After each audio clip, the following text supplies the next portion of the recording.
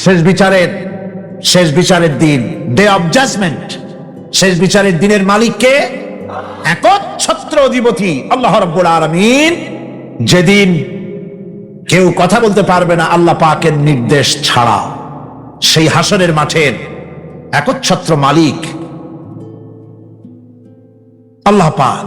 Supreme কোর্টের supreme court, সমস্ত জাস্টিসদের justice হবেন আল্লাহ সুবহানাহু ওয়া তাআলা। এটা হলো দ্বিতীয় শিক্ষা, মনে রাখতে হবে। সেদিন আল্লাহ পাক তিনি বিচার করবেন, কঠিন বিচার হবে সেদিন, এটা মনে রাখতে হবে। যে ব্যক্তি নামাজ পড়ে না, রোজা করে না, দিন মানে না, ঈমান নাই, চরিত্র নাই, এমন লোককে যখন প্রশংসা করা হয় আল্লাহ পাকের আরশ গোসায় থরথর করে কাঁপতে থাকে। হে রাসূল, আপনি বলুন, আল্লাহর হেদায়েত হলো সবচেয়ে বড় হেদায়েত। অর্থাৎ আল্লাহ যে রাস্তা দিয়েছেন, আল্লাহ যে কোরআন দিয়েছেন, এর থেকে বড় হেদায়েত মানুষের জন্য আর কিছু হতে পারে না। স্মরণ রাখুন হে নবী, ইহুদিরা, খ্রিস্টানেরা কিছুতেই আপনার প্রতি খুশি হবে না যতক্ষণ পর্যন্ত আপনি ইহুদি হবেন অথবা খ্রিস্টান হবেন। ওরা কোনোদিন মুসলমানদের উপরে রাজি হবে না, খুশি হবে না। মনে রাখতে হবে, একমাত্র সঠিক পথ ইহুদিদের পথ সঠিক নয়। তাদের উপর দারিদ্র এবং অসহায়তার অভিশাপ বর্ষিত হয়েছে। এর কারণ হলো তারা আল্লাহ পাকের আয়াতকে অস্বীকার করেছে, তারা অকারণে আল্লাহর নবীদেরকে হত্যা করেছে এবং প্রত্যেকটি ব্যাপারে আল্লাহর শরীয়তের সীমা লঙ্ঘন করেছে। যে ব্যক্তি আল্লাহ পাকের সঙ্গে যে কেউ হোক না কেন আল্লাহর সাথে যে শিরক করবে, আল্লাহ রাব্বুল আলামিন তার জন্য জান্নাতকে হারাম করে দিবেন। নাউযুবিল্লাহ পড়েন। তাকে আল্লাহ পাক জাহান্নাম দিবেন। কোথায় দিবেন? জাহান্নামের মধ্যে আল্লাহ পাক তাকে প্রবেশ করাবেন। সুতরাং এই শিরক হচ্ছে ক্ষমার অযোগ্য। আল্লাহ পাক শিরকের গুনাহ কখনো ক্ষমা করবেন না, একথা যেন আমাদের সকলেরই মনে থাকে। ইয়াকা নাবুদু, কেবলমাত্র আমরা তোমারই ইবাদত করি। ওয়া ইয়াকা নাস্তাইন, আর কেবলমাত্র তোমারই কাছে সাহায্য যাচিয়া করি, তোমার কাছে সাহায্য প্রার্থনা করি, আর কারো কাছে সাহায্য চাই না। এই ব্যাপারটা ক্লিয়ার হতে হবে। সাহায্য আল্লাহ পাকের কাছেই চেতে হবে। ইবাদতের মধ্যে শরীক করা যাবে না, সাহায্য চাওয়ার ভেতরেও শিরক করা যাবে না। যা কিছু দেবার মালিক সবটা আল্লাহ পাক দিবেন। এ ব্যাপারে অন্য কেউ কিছু, আমাকে সন্তান না হলে সন্তান দিতে পারে, তারপরে ব্যবসা বাণিজ্য উন্নতি করে দিতে পারে, এই জাতীয় চিন্তা ভাবনা যেন আমাদের ভিতরে না থাকে। কারণ শিরক মস্ত বড় গুনাহ। শিরক সম্পর্কে আল্লাহ পাক বলেছেন, হযরত লোকমান তার কথা কোরআন শরীফ কোট করেছে, শিরক হচ্ছে মস্ত বড় অপরাধ, খবরদার শিরক করো না, মস্ত বড় জুলম, শিরক করো না। আল্লাহ নবী বলেছেন, যদি তোমাকে হত্যা করা হয়, যদি তোমাকে টুকরা টুকরা করে জ্বালিয়ে পুড়িয়ে ভস্ম করা হয়, খবরদার শিরক করবে না। শিরক, যে ব্যক্তি শিরক করবে জান্নাত তার জন্য হারাম হয়ে যাবে। আল্লাহ রাব্বুল আলামিন বলেন, যে ব্যক্তি আল্লাহ পাকের সঙ্গে যে কেউ হোক না কেন আল্লাহর সাথে যে শিরক করবে, আল্লাহ রাব্বুল আলামিন তার জন্য জান্নাতকে হারাম করে দিবেন। নাউযুবিল্লাহ পড়েন। তাকে আল্লাহ পাক জাহান্নাম দিবেন। কোথায় দিবেন? জাহান্নামের মধ্যে আল্লাহ পাক তাকে প্রবেশ করাবেন। সুতরাং এই শিরক হচ্ছে ক্ষমার অযোগ্য। আল্লাহ পাক শিরকের গুনাহ কখনো ক্ষমা করবেন না, একথা যেন আমাদের সকলেরই মনে থাকে। আল্লাহ ব্যতীত অন্য কাউকে ডাকা, কারো কাছে ফরিয়াদ করা, আল্লাহর সমকক্ষ মনে করা সম্পূর্ণরূপে শিরক। আল্লাহ পাক বলছেন, আল্লাহকে ছেড়ে এমন কোন সত্তা কি দেখো না যারা তোমার কোনো উপকার করতে পারে না, তোমার কোনো ক্ষতিও করতে পারে না, তোমার কোনো উপকারও করতে পারে না। এগুলি যেমন মূর্তি পূজার ব্যাপারে বলা হয়েছে, এগুলি ঠিক তেমন দুনিয়ার ভালো মন্দ সবটাই হচ্ছে আল্লাহ রাব্বুল আলামিনের হচ্ছেন এর মালিক। সুতরাং ভালো মন্দ সবটার জন্য হাত পাততে হবে কেবলমাত্র কার কাছে? আল্লাহ পাকের কাছে। জোরে বলেন, কার কাছে? দেখুন আল্লাহ পাক তার রাসূলকে কি কথা বলছেন। আল্লাহ রাব্বুল আলামিন তার হাবিবকে বলছেন, আল্লাহ রাব্বুল আলামিন তিনি যদি তোমাকে কোনো বিপদ দেন, তাহলে পৃথিবীর এমন কেউ নাই যে সে বিপদ থেকে তোমাকে রক্ষা করতে পারে বা ঠেকাতে পারে। আর যদি আল্লাহ পাক আপনার কোনো ভালো করতে চান, উপকার করতে চান, তার থেকে সেই উপকার থেকে আপনাকে কেউ ফিরায় রাখতে পারবে না। তার মানে হলো, আপনাকে যদি আল্লাহ ক্ষতি করতে চান, তা কেউ সেই ক্ষতি থেকে বাঁচাতে পারবেন না। আর যদি উপকার করতেও চান, তাও কেউ ঠেকাতে পারবে না। ভালো মন্দ যেটাই হোক, সবটার মালিক হতেছেন আল্লাহ পাক। কে মালিক? আল্লাহ সুবহানাহু ওয়া তাআলা। এই কথাগুলি আমাদের কলিজার মধ্যে বদ্ধমূল হতে হবে।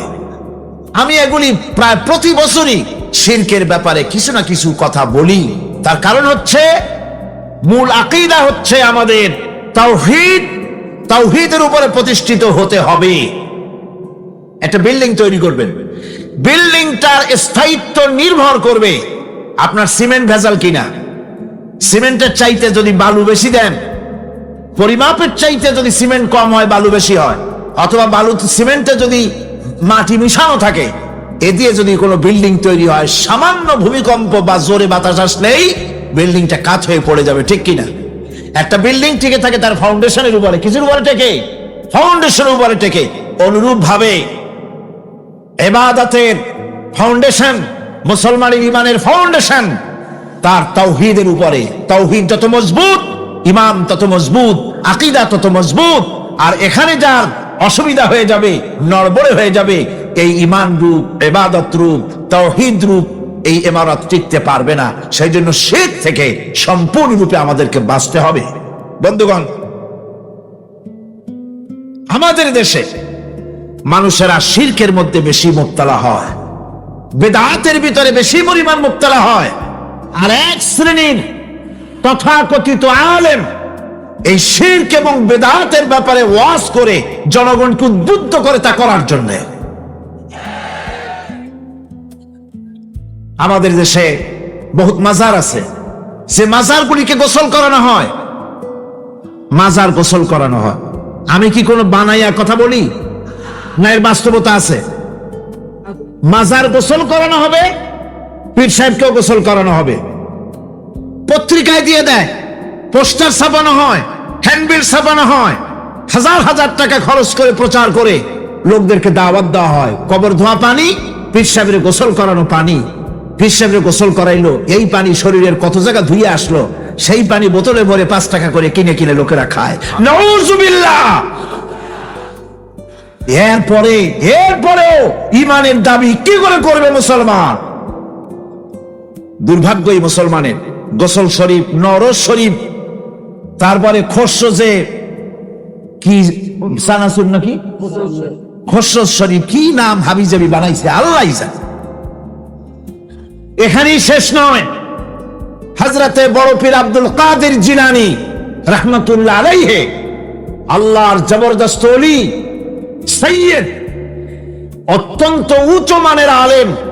তার সম্পর্কে এক শ্রেণীর আলেম নামধারী লোকেরা তাকে আল্লাহর কাছে পৌঁছায় দিয়েছে, আল্লাহর সমকক্ষ করে দিয়েছে। তাকে দস্তগীর বলা হচ্ছে। কিসের দস্তগীর? তো বলে যে মেরাজের রাত্রে রাসূল করিম সাল্লাল্লাহু আলাইহি ওয়াসাল্লাম নাকি কোন জায়গায় আছাড় খাইছিলেন, আর উনি গিয়া তার হাত ধরেছেন, এই জন্য বলা হচ্ছে দস্তগীর। তিনি তার হাত ধরে তাকে ঠিক করে দিয়েছেন। আবার আরশে তিনি উঠতে পারছিলেন না, সেই জন্য পীর সাহেবের কাঁধের উপরে পা রেখে হুজুর সাল্লাল্লাহু আলাইহি ওয়াসাল্লাম আরশে উঠছে। আল্লাহর সিঁড়ির এত অভাব হয়েছে, এই দুনিয়া থেকে নিতে পারলেন। মহাশূন্য পাড়ি দিয়ে, ল অফ গ্রাভিটেশন পাড়ি দিয়ে আরশে আজিম পর্যন্ত, সিদরাতুল মুনতাহা পর্যন্ত নিলেন। আর ওইখানে বড় পীর সাহেবকে লাগলো তার কাঁধের উপরে পা দিয়ে তিনি উঠবেন। আহা, এর চাইতে বিদআত, এর চাইতে বাজে কথা মুসলমানদের জন্য আর কি হতে পারে? দুর্ভাগ্য এই জাতি, এই সব আলেম নামের কলঙ্ক, যারা নাকি বড় পীর সাহেবের নামে ওয়াজ করে করে বলেন, তার নামে দরুদ বানাইছে, তার নামে বলে ইয়া আব্দুল কাদের জিলানী শাইয়ান লিল্লাহ, জোরে কোন নাউযুবিল্লাহ। বলা হয়, হে বড় পীর সাহেব, আপনি আল্লাহর রাস্তায় আমাদের কিছু দেন। আরে মিয়া সাহেব, আব্দুল কাদের জিলানী রহমতুল্লাহ আলাইহি যা পেয়েছেন আল্লাহর কাছ থেকে পেয়েছেন, তার দেওয়ার কিচ্ছু নয়। যা দিবেন আপনাকে আমাকে আল্লাহ পাক দিবেন। ইয়া গাউস আগিসনি বলা জায়েজ নাই। ইয়া গাউস আগিসনি বলতে হবে আল্লাহ পাককে। গাউস কে? আল্লাহ পাক, তাকে বলতে হবে ইয়া গাউস আগিসনি, আয় আল্লাহ পাক তুমি আমাকে সাহায্য করো। সাহায্য করতে পারেন আল্লাহ পাক। বড় পীর সাহেবকে ইয়া গাউস আগিসনি বলা যাবে না। গাউসুল আজম এই ডিগ্রি, এই খেতাব বেদাত পন্থীদের বানানো খেতাব। গাউসুল আজম কোন মানুষ হতে পারে না, পারে না, পারে না। গাউসে আজম, গাউসে আজম শুধুমাত্র আল্লাহ রাব্বুল আলামিন। গাউসে আজম কে? আল্লাহ রাব্বুল আলামিন, যিনি মানুষের ফরিয়াদ শোনেন, যিনি মানুষের ফরিয়াদ শোনেন, তিনি হচ্ছেন আল্লাহ পাক। বড় পীর সাহেবকে আমরা শ্রদ্ধা করি, কিন্তু সেই শ্রদ্ধার অর্থ এই নয় যে নবীদের চাইতে তিনি বড়, তিনি রাসূলের চাইতে বড়, তার নামে দরুদ শরীফ বানাইতে হবে, জায়েজ নাই। আশা করি এই সব কথা আপনাদের মনে থাকবে। কি সব কথা তার জীবনী বানাইছে, তার মধ্যে লিখেছেন বড় পীর সাহেবের মা যখন বড় পীর সাহেব মায়ের পেটে ছিলেন, তখন এক ফকির তার বাড়িতে আসছে। ফকিরকে তিনি ভিক্ষা দিতে বেরিয়েছেন। মা ওই সময় ভিক্ষুক বড় পীর সাহেবের মায়ের উপরে হাত দিতে গিয়েছিল। তখন পীর সাহেব মায়ের পেটের থেকে বাঘের মতো বেরিয়ে সেই ফকিরকে ঘাড় মটকায় দিল। বাজে কথা। কোন ফকির বড় পীর সাহেবের মায়ের গায়ে হাত দেয় নাই, বাজে কথা। তারপরে তিনি মরা মানুষ জিন্দা করেছেন, খড়ম পাঠাইয়া কারে পিটাইছে, বদনা মারছে, আর এক বাড়ি যাইয়া সেই বদনা দিয়ে পিটাইয়া মাথা ফাটাই দিছে, বাজে কথা। মরা মানুষ জিন্দা করেছেন। সুতরাং এই সমস্ত বাজে কথায় কান দেওয়ার কোনো কারণ নাই। ওলিউল্লাহদের কেরামত হক, সন্দেহ নাই, কিন্তু সেই কেরামত মুজিজাকে পার হতে পারবে না। কোন মুজিজা আল্লাহর কুদরতকে পার করতে পারবে না। সেই জন্য আমি কথাটা ক্লিয়ার করে দিতে চাই, নফল সুন্নতের উপরে যেতে পারবে না, সুন্নত ওয়াজিবের উপরে যেতে পারবে না, ওয়াজিব ফরজের উপরে যেতে পারবে না, ঠিক কিনা? আলেম ওলামা এর মর্যাদা, পীর আলেম ওলামাদের মর্যাদা হচ্ছে তাদের মর্যাদায় তারা আছেন। এদের মর্যাদা যত বড় পীর হোক, যত বড় আলেম হোক, সাহাবীদের সমকক্ষ হতে পারবে না, পারবে না, পারবে না। সাহাবায়ে কেরাম রিদওয়ানুল্লাহি তাআলা আলাইহিম আজমাইন, গোটা পৃথিবী কান খুলে শুনুন, গোটা পৃথিবী সমস্ত আলেম, সমস্ত পীর, সমস্ত বুজুর্গ সব যদি এক করা হয়, একজন সাহাবীর জুতার তলা ধুলাও হবে না। যাদের উপরে আল্লাহ সন্তুষ্ট, আর আল্লাহ যাদের উপরে সন্তুষ্ট, তারাই হচ্ছেন সাহাবায়ে কেরাম রিদওয়ানুল্লাহি তাআলা আলাইহিম আজমাইন। সুতরাং ওলামা পীর বুজুর্গ সাহাবীদের সমান নয়, সাহাবীরা কোনদিন নবীর সমান নয়, আর নবীরা কোনদিন আল্লাহর মর্যাদার সমকক্ষ নয়। কথা ক্লিয়ার হয়েছে? সুতরাং আজ আমাদেরকে বুঝতে হবে, ওয়াইয়াকা নাস্তাইন, ইয়াকা নাবুদু, তোমার ইবাদত করি, ওয়াইয়াকা নাস্তাইন, কেবল তোমার কাছেই সাহায্য চাই। খতমে গাউসিয়া বানাইছে, কোথায় পেয়েছেন? আমরা ওই ধরনের বুজুর্গদের কথা মানি না। যা কোরআনে নাই, যা হাদিসে নাই, নতুন করে যা তৈরি হয়েছে, মানি না, মানি না। আমাকে দেখতে হবে কোরআনে আল্লাহ পাক কি বলেছেন, হাদিস কি বলেছে। এটার নাম ঈমান, এটার নাম কি? কোরআন হাদিস পড়ে যে ঈমান আর আকীদা রক্তের মধ্যে, কলিজার মধ্যে ঢুকেছে, আমাকে যদি হত্যা করা হয়, আমাকে যদি জ্বালানো হয়, পোড়ানো হয়, এই আকীদা থেকে এক চুল সরে যাব না। এখন আমাদেরকে এই আকীদা মজবুত করতে হবে। গোলামি করব আল্লাহ, সাহায্য চাইব আল্লাহর কাছে। এবার আসেন, আল্লাহ রাব্বুল আলামিন সূরা ফাতিহার ভিতরে আমি বলেছিলাম এটা একটা অভিনন্দন পত্র। এটা কি? অভিনন্দন পত্র। বান্দা অভিনন্দন পত্র পেশ করতেছে কার কাছে? আল্লাহর কাছে। এই অভিনন্দন পত্রের কয়টা ভাগ ছিল? 3টা ভাগ। প্রথম ভাগে হলো প্রশংসা, দ্বিতীয় ভাগে পরিচয়। মাশাআল্লাহ, মনে আছে সকলে। এবার আসছে 3য় অধ্যায়। এবার মূল দাবি, প্রশংসা করেছি, পরিচয় দিয়েছি, আমরা তোমার বান্দা। এবার প্রশ্ন হচ্ছে, চাও কি? পরিচয় তো শুনলাম, চাও কি? আল্লাহ রাব্বুল আলামিন আমাদেরকে শিখায় দিলেন কত বড় মেহেরবান তিনি, কত দয়ালু তিনি। তার কাছে চাওয়ার ভাষাটাও তিনি আমাদের শিখাই দিলেন। জনগণ সুবহানাল্লাহ। রব্বুল আলামিন আমাদের শিখালেন এভাবে চাও, আয় আল্লাহ ইহদিনাস সিরাতাল মুস্তাকিম, একটা রাস্তা চাই, সহজ সরল সঠিক একটি পথ চাই তোমার কাছে। সেই পথটা চাই যে পথ হচ্ছে নিয়ামত প্রাপ্তদের, অভিশপ্ত এবং পথভ্রষ্টদের পথ নয়। যে পথ নিয়ামত প্রাপ্তদের, ওই ধরনের একটা পথ আমরা চাই। পথ দেখাবার মালিককে কোরআনে কারীম বলছে, আল্লাহ রাব্বুল আলামিন বলেন সোজা রাস্তা বলে দেওয়ার দায়িত্ব আমি আল্লাহ। সোজা রাস্তা বলে দেওয়ার দায়িত্ব কার? তিনি বলছেন বলার দায়িত্ব আমার, সোজা রাস্তাটা আমি বলে দেব। আল্লাহ রাব্বুল আলামিনের কাছে বান্দা যখন রাস্তার দাবি করলো, সোজা পথ চাই, সহজ পথ একটা তোমার কাছে চাই, রব্বুল আলামিন সূরা ফাতিহার 7টা আয়াতের এই অভিনন্দন পত্রের জবাবে 30 পারা কোরআন শরীফ আল্লাহ পাক বান্দারে দান করে দিলেন। জবাবে বলে দিলেন সোজা রাস্তাটা হলো আমার আনুগত্য, আমার গোলামি, আমার দাসত্ব, এটাই হলো সোজা রাস্তা। এই সোজা রাস্তাটা আমি বলবো। রাস্তা তো অনেক হতে পারে, কিন্তু সোজা রাস্তা বলে দেওয়ার দায়িত্ব কার? আল্লাহ পাক। দেখেন এই যে বিশাল মাহফিল, এই মাহফিলে যত লোক আসছে সব লোক কি একমতের, এক চিন্তা, এক আদর্শে? না। এই কয়েক লক্ষ জনতার ভেতরে হাজারো মতের লোক আছে, হাজারো চিন্তার লোক আছে, হাজারো আদর্শের লোক আছে। সব আদর্শ, সব চিন্তা, সব কি ঠিক? সবটাই কি নির্ভুল? না, সঠিক নির্ভুল একটা। কয়টা হয়? একটাই হয় মাত্র। এই জন্য আমি দৃষ্টান্ত দিতে গিয়ে বলি, অঙ্ক পরীক্ষা যেদিন হয়, ছেলেরা অঙ্ক পরীক্ষা যেদিন দেয়, সেই অঙ্ক পরীক্ষা দিতে গিয়ে অঙ্ক যারা ভুল করে তাদের ফলাফল কয় রকম হয় বলেন? হ্যাঁ, অনেক রকম হয়। আর যাদের অঙ্ক যাদের ঠিক হয় তাদের ফলাফল কয় রকম? একরকম। তার অর্থ কি? তার অর্থ হলো ভুলের পথ অনেক আর হকের পথ, বাতিলের পথ অনেক, ভুলের পথ অনেক, সঠিক এবং হক যেটা তার পথ হচ্ছে মাত্র একটা।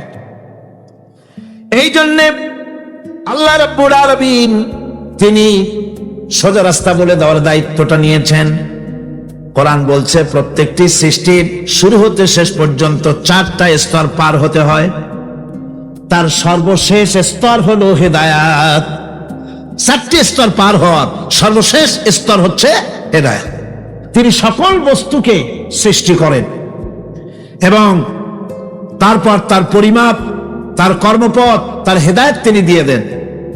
তার মানে হচ্ছে তিনি সৃষ্টি করেন, সামঞ্জস্য রাখেন, পরিমাপটা ঠিক করেন এবং পথের নির্দেশ দেন। সৃষ্টি করেই ছেড়ে দেন না, তার হেদায়েত দিয়ে দেন। তার পরিমাপটা ঠিক করেন, সামঞ্জস্য করেন। কিরকম? দেখুন, আপনি যখন দাঁড়ান তখন আপনার পায়ের উপরে হাঁটু থেকে হাঁটুর নিচের যে অংশটা পা পর্যন্ত, ওইটারে কি কয়? পা, নলা। এই তো ঠিক বলছেন, নলা।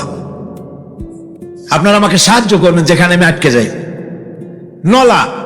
এই নলাটা পায়ের সেন্টারে যদি রাখা হতো, বোঝেন ভালো করে, পায়ের সেন্টারে এই জায়গাটা, এটা ধরুন পা, এই জায়গাটায় যদি হতো পায়ের নলাটা, হয় সিটায় পড়তেন না হয় ফুটোয় পড়তেন।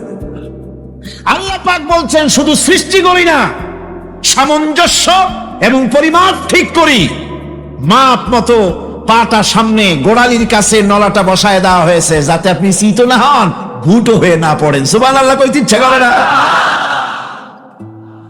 এই নলাটা যদি আঙ্গুলের দিকে আসতো আর পাটা যদি পিছনের দিকে বেশি অংশ থাকতো, যতই সামনে হাঁটতেন ততই পিছনে চলে যেতেন। ভূত নাকি, ভূতের পা থাকে নাকি পিছনের দিকে, বলে লোকেরা, আমি দেখি নেই। ভূত নাকি সামনে আগাতে গেলে পিছনে চলে যায়। এ পায়ের সামঞ্জস্যটা, অনেক কথা বলবো না, 2-1টা দৃষ্টান্ত দেবো, তাতেই বুঝে ফেলবেন। আল্লাহ পাক বলেন শুধু সৃষ্টিই করি না, তার সামঞ্জস্য এবং পরিমাপকে ঠিক করে দেই। মুরগির বাচ্চা ডিমের থেকে বেরোয়, তারে যদি ওর মায়ের শুদ্ধ যদি আপনি ফালা দেন পানির মধ্যে ডুবে মরে যাবে, আর ওর মার চিৎকারের চোটে সারা গ্রামের মানুষ এক জায়গায় হবে। আর হাঁসের ডিম থেকে বাচ্চা বেরোলে সেই বাচ্চা আর মা বাবা দুজনকেই ফালায় দেন পানির মধ্যে, সাঁতরায় উঠে আসবে, ঠিক কিনা? কে শিখালো সাঁতার? কে শিখালো? শুধু সৃষ্টি করেন না, আল্লাহ পাক সৃষ্টি করেন, সামঞ্জস্য এবং পরিমাপকে ঠিক করেন এবং তাকে পথের নির্দেশ দেন, এটা হলো সর্বশেষ। সৃষ্টি করে ছেড়ে দেন না। যেমন কোরআনে কারীমে হযরত ইব্রাহিম আলাইহিস সালাম তিনি তার সম্প্রদায়ের সাথে যে কথোপকথন করেছিলেন, বিষয়টি আল্লাহ পাক কোরআনে কারীমের মধ্যে কোট করে দিলেন। এই হেদায়েতের বিষয় সেখানে আছে বলে আল্লাহ পাক বিষয়টা কোরআনে জায়গা করে দিলেন। ইব্রাহিম আলাইহিস সালাম তার পিতা এবং তার গোত্রকে বললেন, তার সম্প্রদায়ের লোকদেরকে, নিঃসন্দেহে আমি মুক্ত, আমি পবিত্র। তোমরা যেসব জিনিস দিয়ে যেসব এর ইবাদত করো, গোলামি করো, আনুগত্য করো, আমি তার থেকে পবিত্র। আমি তো শুধু ইবাদত করি, গোলামি করি সেই স্রষ্টা যিনি আমাকে সৃষ্টি করেছেন। আমার সম্পর্ক শুধুমাত্র সেই সত্তার সাথে যিনি সৃষ্টি করেছেন, যিনি আমাকে সৃষ্টি করে শুধু সৃষ্টি করেন নাই, আমাকে হেদায়েত দিয়েছেন, আমাকে পথের দিশা দিয়েছেন। যিনি আমাকে সৃষ্টি করেছেন তিনি হেদায়েত দিয়েছেন। আর আমি যখন তৃষ্ণার্ত হই তিনি আমাকে পান করান, আমি যখন ক্ষুধার্ত হই তিনি আমাকে আহার দেন, আর যখন অসুস্থ হই তখন তিনি আমাকে রোগ মুক্ত করে দেন। সুবহানাল্লাহি ওয়া বিহামদিহি। তাহলে কি হলো? অর্থাৎ যে প্রতিপালক, তার প্রতিপালন পদ্ধতি আমার সকল প্রয়োজন মিটান, যিনি আমাকে পান করান, আহার করান, অসুস্থ হলে যিনি আমাকে সুস্থ করেন। হেদায়েতের কামটা তিনি আরেকজনের জন্য রাখেন নাই, তিনি আমার হেদায়েতের ব্যবস্থাও করেছেন। ভাইরা আমার, আল্লাহ রাব্বুল আলামিন শুধু সৃষ্টি করেন নাই, সৃষ্টি করে হেদায়েত দিয়েছেন, মানুষকে হেদায়েতের রাস্তা বলে দিয়েছেন। সঠিক পথ কোনটি সেই পথের কথাও তিনি পরিষ্কার করে বলে দিয়েছেন। এই জন্য আল্লাহ পাক বলেন, কোরআন মাজিদ হেদায়েতকে বিরাট দান বলে ঘোষণা করেছে। মানুষের জন্য যে হেদায়েত আল্লাহ দিয়েছেন তার সবচাইতে বড় দান, জোরে কোন সুবহানাল্লাহ। আমি মানুষের মিলিত শুক্র দ্বারা নুতফা দিয়ে আমি মানুষ সৃষ্টি করেছি এবং তাকে একে একে বিভিন্ন স্তর পার করেছি, তাকে শ্রবণ শক্তি দিয়েছি, তাকে দর্শন শক্তি দিয়েছি। নিশ্চয়ই আমি তাদেরকে তাদের কর্মপন্থা প্রদান করেছি, আমি তাদেরকে হেদায়েত দিয়েছি, চলার পথের দিশা দিয়েছি। এখন ইচ্ছে করলে সে কৃতজ্ঞ হতে পারে, ইচ্ছে করলে অকৃতজ্ঞতার পথও অবলম্বন করতে পারে। আমি তাকে হেদায়েত দিয়ে দিয়েছি, পথ দেখিয়ে দিয়েছি। ডান এবং বাম দুটি রাস্তা আল্লাহ পাক দেখিয়ে দিয়েছেন। আসহাবুল ইয়ামিন, আসহাবুল শিমাল, একটা ডানপন্থী আর একটা বামপন্থী। আমাদের দেশে কিছু লোক আছে নাম মুসলমান, কিন্তু বলে যে আমরা বামপন্থী আন্দোলন করি, অথচ সমস্ত ডানপন্থীদের জায়গা হবে জান্নাতে যদি জান্নাতের আমল করতে পারে। ডানপন্থীদের নেতা হচ্ছেন দুনিয়ার সমস্ত পয়গম্বরেরা, আর বামপন্থীদের নেতা হলো শয়তান। বামপন্থীদের নিয়ে শয়তান যাবে কিয়ামতে জাহান্নামে। আল্লাহ পাক রাস্তা বলে দিয়েছে। আল্লাহ রাব্বুল আলামিন বলেন, আমি কি তোমাদের দুটি চক্ষু দেই নাই, দেখার জন্য দুটো চোখ দেই নাই? আমি কি তোমাদেরকে কথা বলার জন্য দুটো ঠোঁট দেই নাই? এরপরে আমি কি তোমাদেরকে ভালো মন্দ বোঝার জন্য আমি কি হেদায়েত দেইনি? ভালো মন্দ সবটা বোঝার জন্য আমি তোমাদেরকে হেদায়েত দিয়েছি। সুতরাং এই হেদায়েতের রাস্তা ছেড়ে দিয়ে তোমরা নিজেদেরকে গুমরাহির মধ্যে ডুবিয়ে দিও না। আমার দেওয়া হেদায়েতের রাস্তায় নিজেদেরকে পরিচালিত করার জন্য প্রচেষ্টা করো।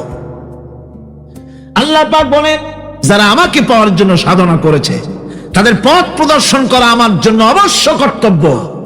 অন্য জায়গায় আল্লাহ পাক বলেছেন, ওমান ইয়াত্তাকিল্লাহা ইয়াজআল লাহু মাখরাজা, যে ব্যক্তি আমাকে ভয় করে চলে, আমার প্রতি আশা করে, ভরসা করে, তার জন্য আমি রাস্তা তৈরি করে দিই। সুবহানাল্লাহ। সুতরাং হেদায়েত আল্লাহ পাক দিয়েছে, এমন নয় যে তিনি রাস্তা তৈরি করেন নাই। কোরআন খোদাই হেদায়েতের নাম দিয়েছে হুদা। খোদাই হেদায়েতের নাম কি? হুদা। এই কোরআনের এক নাম হচ্ছে, এই কোরআনের এক নাম কি? হুদা। কোরআন বলছি আমার এই কোরআন, এই হেদায়েত যারা মানবে, এটাকে যারা অনুসরণ করে চলবে, এটার আইন কানুন যারা মেনে চলবে, ওদের জন্য কোনো ভয় নাই, কোনো চিন্তাও নাই, কোনো ভয় নাই, কোনো চিন্তা নাই, যারা এই কোরআনের হেদায়েতকে মেনে চলবে। আল্লাহর হেদায়েত হলো সবচেয়ে বড় হেদায়েত। আল্লাহ পাক বলছেন, হে রাসূল আপনি বলুন, আল্লাহর হেদায়েত হলো সবচেয়ে বড় হেদায়েত। অর্থাৎ আল্লাহ যে রাস্তা দিয়েছেন, আল্লাহ যে কোরআন দিয়েছেন, এর থেকে বড় হেদায়েত মানুষের জন্য আর কিছু হতে পারে না। আল্লাহ পাক বলেন, স্মরণ রাখুন হে নবী, ইহুদিরা খ্রিস্টানেরা কিছুতেই আপনার প্রতি খুশি হবে না যতক্ষণ পর্যন্ত আপনি ইহুদি হবেন অথবা খ্রিস্টান হবেন। ওরা কোনোদিন মুসলমানদের উপরে রাজি হবে না, খুশি হবে না। মনে রাখতে হবে, একমাত্র সঠিক পথ ইহুদিদের পথ সঠিক নয়, নাসারাদের পথ সঠিক নয়। আসল পথ হলো আল্লাহ পাকের পথ। কার পথ আসল? আসল রাস্তা, আসল পথটি আল্লাহ পাক কোরআনে কারীমের মধ্যে বিশদভাবে বলে দিয়েছেন। এবং ইহদিনাস সিরাতাল মুস্তাকিমের ব্যাপারে আল্লাহ পাক কোরআনে সাফ করে বলে দিয়েছেন যে আমি এর বিনিময় তোমাদেরকে কোরআন দিলাম। বস্তুত নিঃসন্দেহে আল্লাহ তোমাদের এবং আমাদের রব, আর সুতরাং তারই উপাসনা করতে হবে। এটাই দ্বীনের সরল পথ, আর এটা কোনো নতুন পথ নয়। আল্লাহ যে পথটা দিয়েছেন রাসূল করিম সাল্লাল্লাহু আলাইহি ওয়াসাল্লামের মাধ্যমে, সেটা কি কোনো নতুন পথ? না। কোরআন বলছে এটা নতুন পথ নয়। শারা'a লাকুম মিনাদ-দীন, এই দিন তিনি তোমাদের জন্য সেই দিনই মনোনীত করেছেন যা হযরতে নূহ আলাইহিস সালাম এর উপরে তিনি ওসিয়ত করেছেন। যা ওসিয়ত করা হয়েছিল, নসিহত করা হয়েছিল হযরতে নূহ আলাইহিস সালামের প্রতি, তিনি মনোনীত করেছিলেন হযরত নূহ আলাইহিস সালামকে এই দ্বীনকে প্রচার করার জন্য। আর যার উপরে চলার জন্য হযরত ইব্রাহিম, হযরতে মূসা, হযরত ঈসাকে নির্দেশ করা হয়েছিল। তাদের সকলের শিক্ষাই ছিল একটা, যে আল্লাহ পাকের দ্বীনকে প্রতিষ্ঠা করো, আর এই ব্যাপারে কোন রকমই নিজেদের মধ্যে পার্থক্য, মত পার্থক্যের সৃষ্টি করো না। এখন কথাটা আরো ক্লিয়ার করে দেই। ইহদিনাস সিরাতাল মুস্তাকিম চাইছিলাম, আল্লাহ আমাদেরকে একটা সহজ রাস্তা দাও। সেই সহজ রাস্তা বলে দেওয়ার জন্য এসেছে কোরআন। সেই সহজ রাস্তা বলে দেওয়ার জন্য কি এসেছে? জোরে বলেন কি? এই কোরআনে কারীম যদি প্রতিষ্ঠিত করা যায় সমাজে, রাষ্ট্রে, ব্যক্তিতে, পরিবারে, কোরআন যদি প্রতিষ্ঠিত করা যায়, তাহলেই মানুষেরা সহজ সরল পথ পাবে। নইলে সহজ সরল পথ পৃথিবীতে আর কারো কাছে নাই। যা আছে সবটা কার কাছে? কোরআনে কারীমের কাছে। রাস্তার থেকে মানুষেরা মাঠের ভিতরে নামার চেষ্টা করছেন, কিন্তু মানুষকে কষ্ট দেওয়া ছাড়া আর কিছুই হবে না।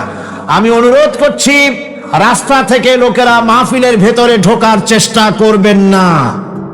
বিরাট রকমের ব্যাঘাত সৃষ্টি হবে। সকলে বসে পড়ুন, যিনি যে জায়গায় আছেন সেখানে বসুন,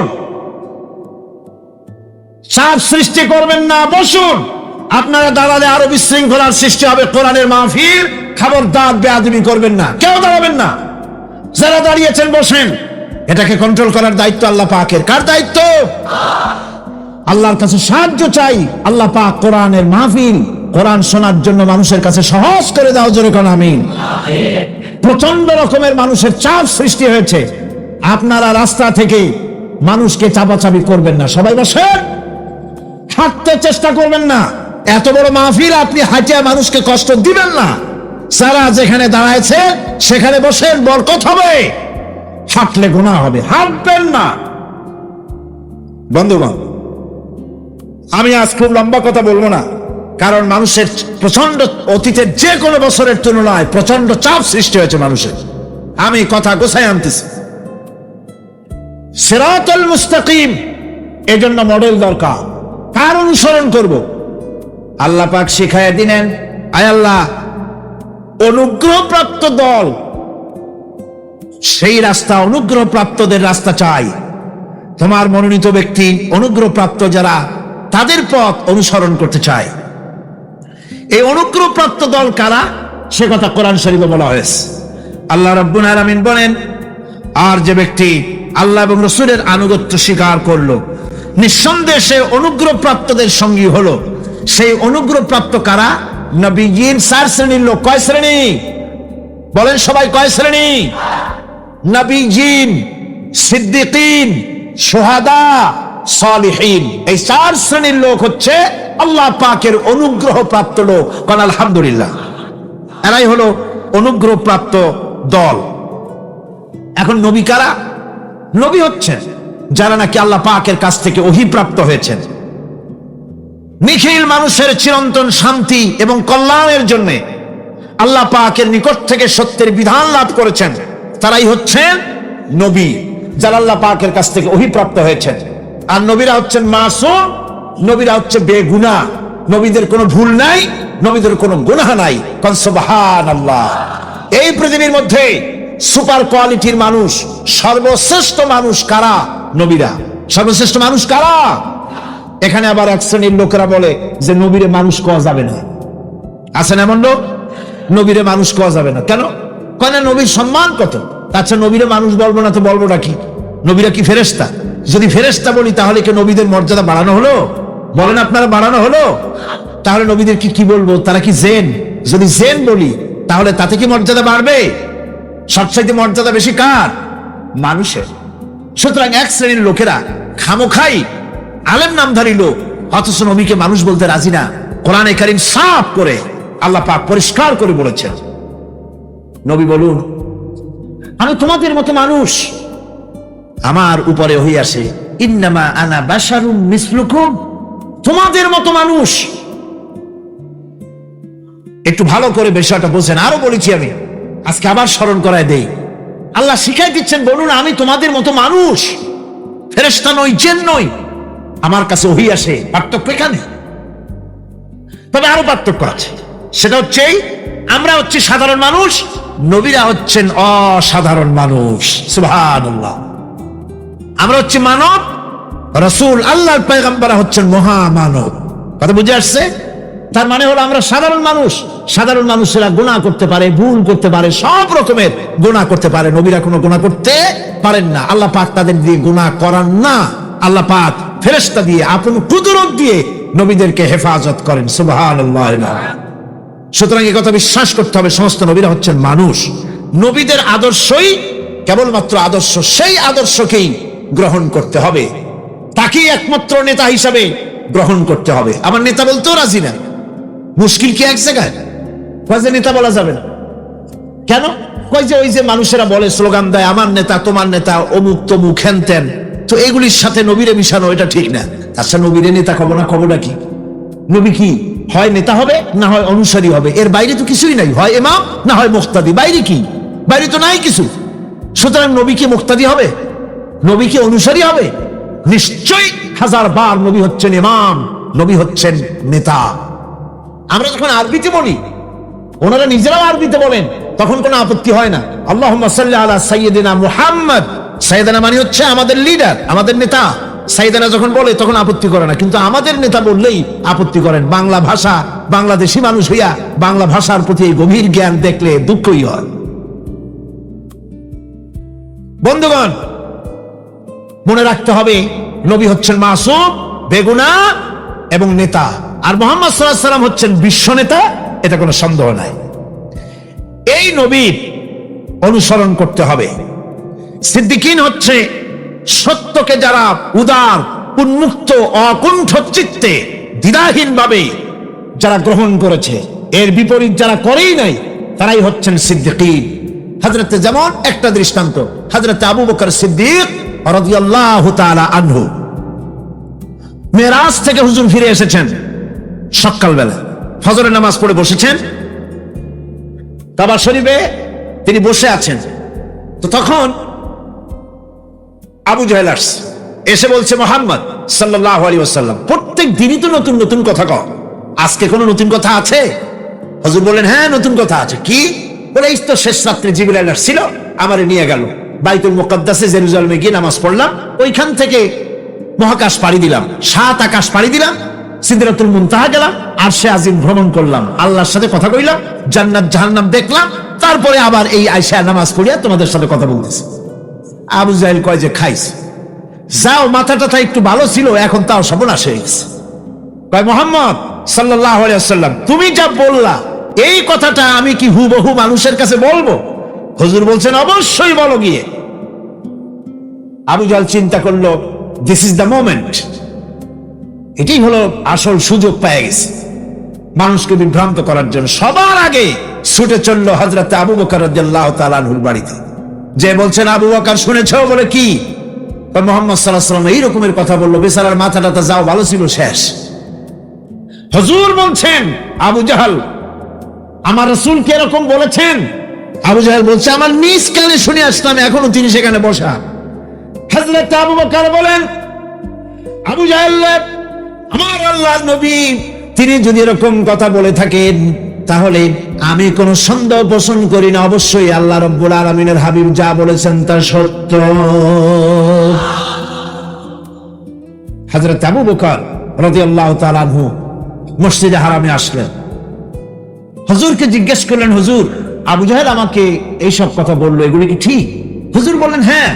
তিনি ঘটনা বয়ান করলেন।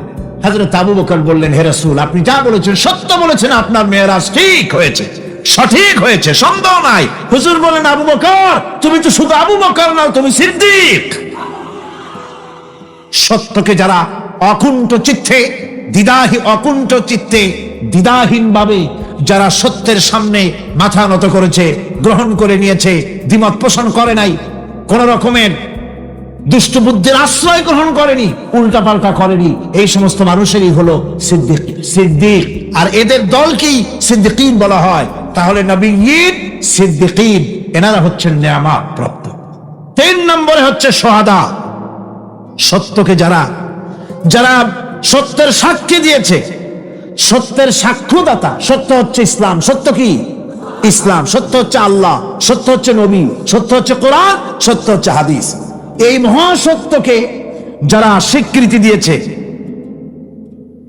নিজেদের কথা দিয়ে, কাজ দিয়ে, ধন দিয়ে, সম্পদ দিয়ে, এমনকি নিজের জীবনটা এই রাস্তায় বিলিয়ে দিয়ে মহাসত্যের চিরস্থায়ী সাক্ষী দিয়ে দুনিয়া থেকে যারা বিদায় হলেন ওনারা হচ্ছেন শহীদ।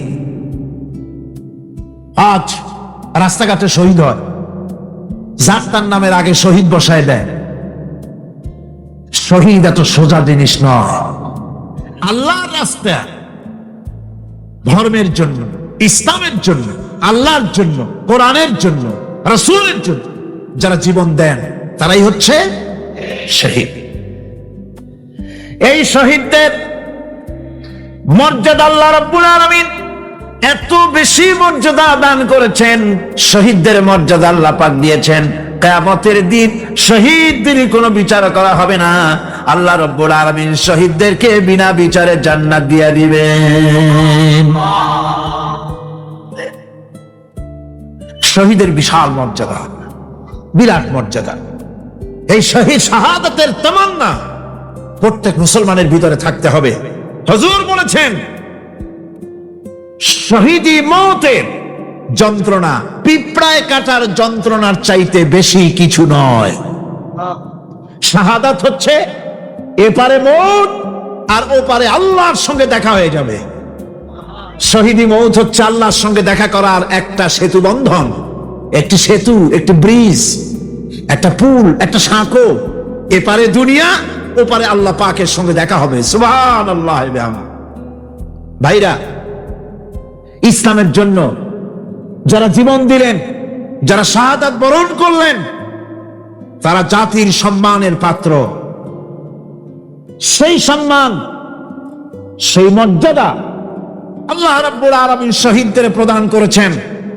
হযরত আব্দুল্লাহ জুলবাজাদাইন, যার কথা বুখারীতে লেখা হয়েছে, সুবহানাল্লাহ। যুবক মানুষ ইসলাম কবুল করেছেন। ইসলাম কবুল করতে গিয়ে বাড়ি ঘর, জায়গা জমি কিছুই ছিল না। ছোট্ট অবস্থায় বাবা মারা গেছে, চাচার ঘরে লালিত পালিত হচ্ছিলেন। এরপরে রাসূলের প্রতি ঈমান আনবেন, চাচার ভয়তে পারেন না। হুজুর হিজরত করলেন। আব্দুল্লাহ, তার নাম ছিল আব্দুল উজ্জা, তিনি চলে গেলেন চাচার কাছে। চাচা গো, মুহাম্মদ সাল্লাল্লাহু আলাইহি ওয়াসাল্লাম আল্লাহর নবী, ব্যাপারে তোমার মত কি? তিনি বলেন আমারও তো তাই মনে হয়। যদি তাই মনে হয় তার উপর ঈমান আনবেন কিনা? চাচা বলে না, কখন ঈমান আনবো না। ভাতিজা বলতেছেন, চাচাজি বছরের পর বছর ধরে অপেক্ষা করতেছিলাম, আমি আপনার অধীনে আছি বলে ইসলাম কবুল করতে পারি নাই। আমার ইচ্ছা ছিল আপনি আগে করবেন, তারপরে আপনাকে দেখা দেখি আমি করব। কিন্তু আপনি যখন ইসলাম কবুল করলেন না আর করবেন না বলে যখন ঘোষণা দিলেন, আপনাকে উপস্থিত রেখে আমি ঘোষণা দিলাম। চাচা বলছে, ভাতিজা এর পরিণাম জানো? কয় না, জানি না। এর পরিণাম হচ্ছে তুমি আমার বাড়িতে থাকো, আমার বাড়ি ছাড়তে হবে। বললেন রাজি আছি। উট ছাগল ভেড়া ঘোড়া যা দিছি ছাড়তে হবে, বলছে রাজি আছি। চাচা বলছে শুধু তাই নয়, পরনে যে লুঙ্গি আছে, গায়ে যে জামা আছে, আমার পয়সার লুঙ্গি জামা ছাড়তে হবে। ভাতিজা বলছে ইমানের জন্য যা চাও সব ছাড়িয়া দেব। জামা লুঙ্গি খুলে ফেলে দিয়া দিলেন। হাদিস। তিনি চলে গেলেন মায়ের কাছে ওই অবস্থায়। মা এই যুবক ছেলেকে উলঙ্গ অবস্থায় দেখে দুই হাত দিয়ে নিজের চোখ চেপে ধরেছেন। বাবা, তোমার এই অবস্থা কেন? ছেলে বলছেন, মা ঈমান আনার কারণে আমার এই অবস্থা হয়েছে। মা বলে, বাবারে কি চাও আমার কাছে? আব্দুল লজ্জা বলছে, মা কিচ্ছু চাই না, একটুখানি কাপড় আমারে দাও, আমি বিশ্ব নবী মুহাম্মদ সাল্লাল্লাহু আলাইহি ওয়াসাল্লামের খেদমতে যেতে চাই। মায়ের কাছে পুরানা কম্বল ছিল, কম্বলটা তিনি দিয়ে দিলেন। হযরতে এখনো তো সে মুসলমান হয়নি, ওই কম্বলটা ছিঁড়ে নিয়ে দুই টুকরা করে কম্বলটা পরলেন, আদাটা তাতে করে হাঁটু ঢাকে না, আর একটা কোন রকম গায়ে দিলেন। এরপরে হেঁটে হেঁটে কষ্ট করে মদিনায় চলে গেলেন। মসজিদে নববীর ভিতরে ঢুকে দরজার কাছে বসা বিশ্ব নবী জনাবে মুহাম্মদ রাসূলুল্লাহ সাল্লাল্লাহু আলাইহি ওয়াসাল্লাম মসজিদে নববীতে যুবক, হাঁটুর উপরে কাপড়, মাথার চুল উস্কো খুস্কো চেহারা, ক্ষুধার্ত চেহারা। হুজুর জিজ্ঞেস করছেন, তুমি কে? তিনি বললেন, আমার নাম আব্দুল উজ্জা। তোমার এই অবস্থা কেন? তিনি বললেন, হুজুর ঈমান আনার জন্য বাড়ি ঘর জায়গা জমিন উট বাছুর সব হারাইছি, এমনকি পরনের লুঙ্গিও আমার দেয় নাই, মার কম্বলটা ছিঁড়িয়ে এনেছি। নবীজি আসহাবে সুফফার ভিতরেই তাকে বসতে দিলেন, তাকে থাকতে দিলেন, আর বললেন তারে কোরআন শরীফ শিখাবা। আব্দুল উজ্জাকে হুজুর বললেন, তোমার নাম উজ্জা নয়, তোমার নাম আব্দুল্লাহ। হাদিস শরীফে এসেছে আল্লাহর কাছে দুইটা নাম বেশি প্রিয়, একটা হচ্ছে আব্দুল্লাহ আর একটা হচ্ছে আব্দুর রহমান। মুসলমান হলেন, এরপরে আসহাবে সুফফার মধ্যে বসে আছেন, কোরআন শরীফ জোরে জোরে তেলাওয়াত করেন। আসহাবে সুফফা রাসূলের কাছে নালিশ করলেন, অভিযোগ করলেন, হুজুর এই আব্দুল্লাহর কোরআন শরীফ এত জোরে পড়ে, তার চিল্লানির জ্বালায় আমরা বিশ্রাম করতে পারি না। নবীজি বললেন, সাহাবীরা আব্দুল্লাহকে বেশি করে চিল্লাইতে দাও, বাধা দিও না, কারণ তার ঈমান বড় দামের ঈমান হয়েছে, ঈমান আনতে গিয়ে কিছু আনতে পারে নাই, তাকে বাধা দিও না, প্রাণ ভরে চিল্লাইতে দাও, জোরে জোরে পড়তে দাও। ইতিমধ্যে তাবুকের যুদ্ধের রণদামামা বেজে উঠেছে। রোমান সৈন্যরা হুজুরের সঙ্গে যুদ্ধ করবে, জিহাদ করবে, ইসলামকে পরাজিত করার জন্য তারা আক্রমণের প্রস্তুতি নিল। নবীজি রোমানদের সঙ্গে লড়াই হবে বলে সাহাবায়ে কেরামদের কাছে সাহায্য চাইলেন। যার কাছে যা আছে অস্ত্রপাতি জমা করো, টাকা দাও, পয়সা দাও। সবাই মিলে দিতে লাগলেন। দিতে দিতে মহিলারা গলার হাত, নাকের ফুল, কানের দুল হুজুরের সামনে স্তূপ হয়ে গেছে, টাকা করে সোনা দানা সব শুদ্ধ।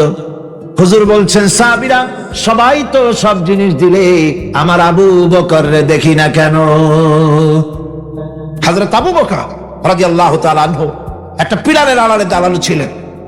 হুজুরের ডাক শুনে তিনি আসলেন, হাতে ছোট্ট একটা থলি, চোখে পানি। থলিটা হুজুরের হাতে তুলে দিলেন। হুজুর থলি ছাড়লেন, দেখা গেল কয়েকটা দিরহাম আর কয়েক কেজি গম, আর কিছু নাই।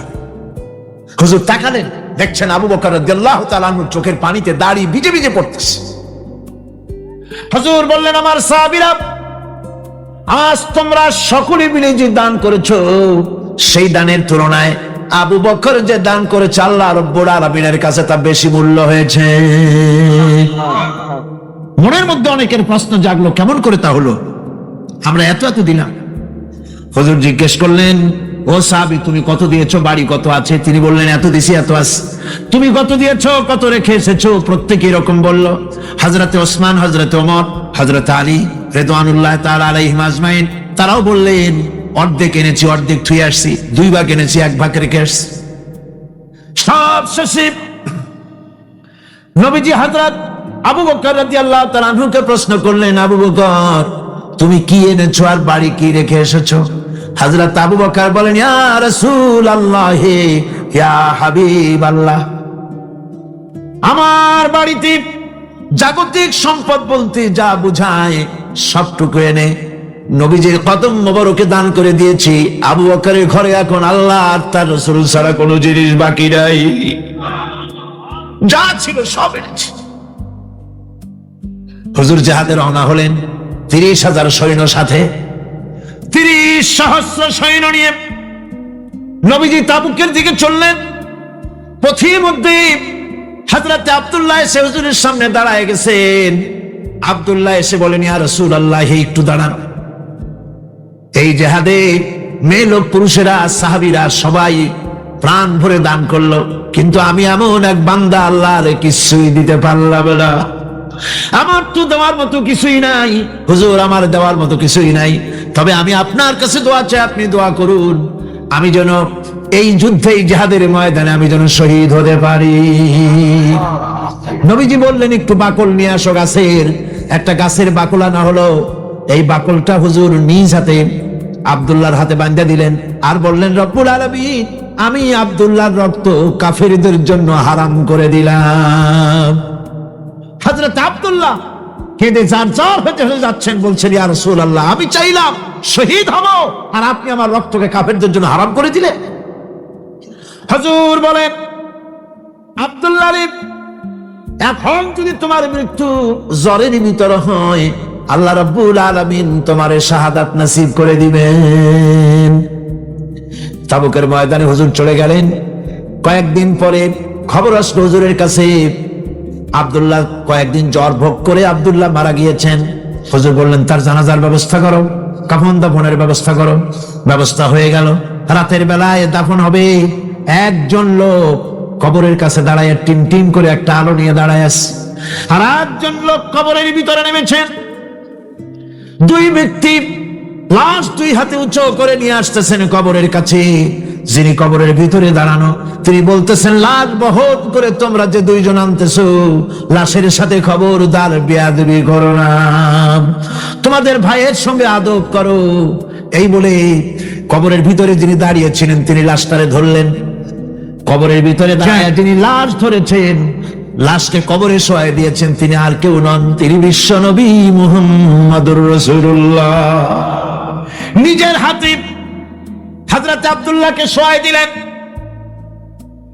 লাশ বহন করে যে 2 জন আনলেন, তার একজন হলেন হযরত আবু বকর, আর একজন হযরত ওমর রাদিয়াল্লাহু তাআলা আনহুমা।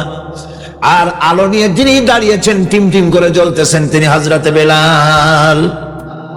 কবরের ভিতরে হযরত আব্দুল্লাহকে শুইয়ে দিয়ে উপরে মাটি দিয়ে নবীজি কবরের 2 দিকে হাত দিয়া আল্লাহ রাব্বুল আলামিনের দরবারে ফরিয়াদ তুললেন, রব্বুল আলামিন, আমি আজকে সন্ধ্যা পর্যন্ত এই আব্দুল্লাহর প্রতি রাজি ছিলাম, খুশি ছিলাম। আল্লাহ গো, তুমি আব্দুল্লাহর প্রতি রাজি হয়ে যাও। হযরত ইবনে মাসউদ রাদিয়াল্লাহু তাআলা আনহু পাশে দাঁড়ানো ছিলেন। চিৎকার দিয়ে কেঁদে কেঁদে বললেন, আয় আল্লাহ তাআলা, এই কবরের ভিতরে আজকে আব্দুল্লাহর লাশটা না হইয়া যদি আমার লাশ হতো, আমার ভাগ্যটা খুলে যেত। শহীদের মর্যাদা আল্লাহ পাকের কাছে সব থেকে বেশি। এই শহীদের পথ নিয়ামত প্রাপ্তদের পথ। যারা নিয়ামত পেয়েছে পৃথিবীতে, নবীয়িন, সিদ্দিকিন, শুহাদা, এরাই হচ্ছেন নিয়ামত প্রাপ্ত। আল্লাহর রাস্তায় জীবন দেওয়ায় যে মজা, পৃথিবীতে আর কোনো কিছুতে সেই মজা নাই। হযরত ওমর রাদিয়াল্লাহু তাআলা আনহু দোয়া করতেন, আল্লাহুম্মা রযুকনি, আয় আল্লাহ, তুমি আমাকে শাহাদাতের মত আমাকে দান করো। শাহাদাতের তামান্না প্রত্যেকটি মুসলমানের ভেতরে থাকতে হবে। শহীদ হওয়া যাবে ইসলামের জন্য। সময় হয়তো আসতে পারে, হয়তো এমন সময় আসতে পারে যখন কোরআনের মর্যাদাকে টিকে রাখার জন্যে, সুন্নতে নববীকে টিকে রাখার জন্যে জান দেওয়া লাগতে পারে। তখন কি আপনারা জীবন দিতে পারবেন? চতুর্থ নম্বরে হচ্ছে সালিহীন। চতুর্থ নম্বরে কি?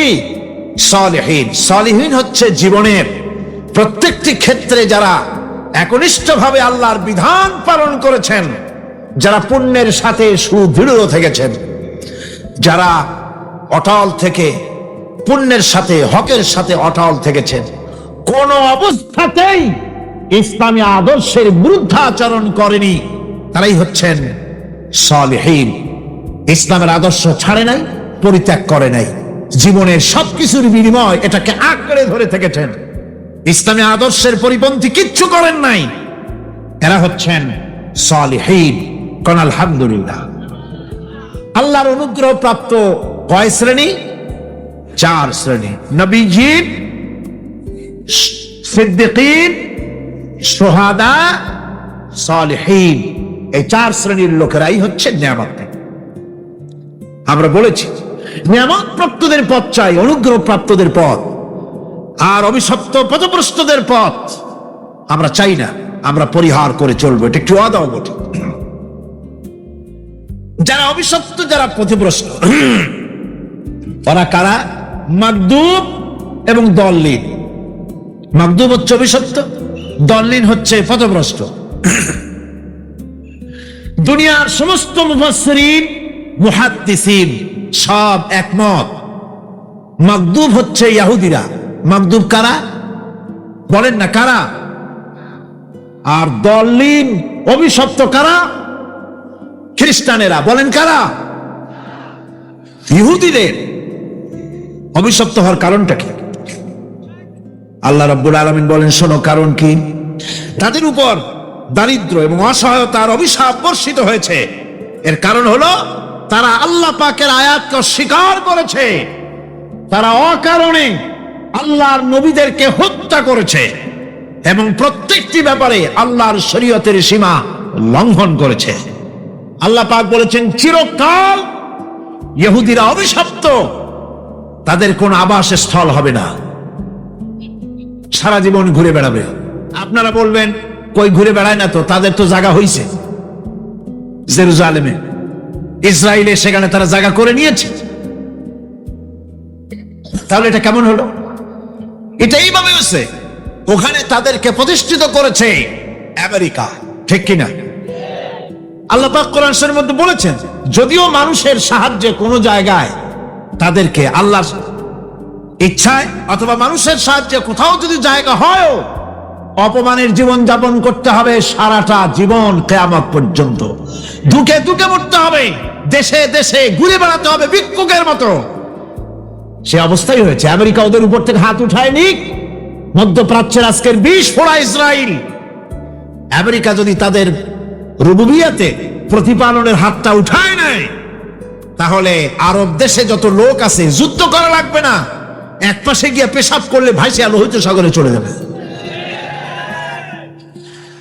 সুতরাং এই ইহুদিদের পথ অনুসরণ করা যাবে না। ইহুদিরা অপরাধ করছিল কি?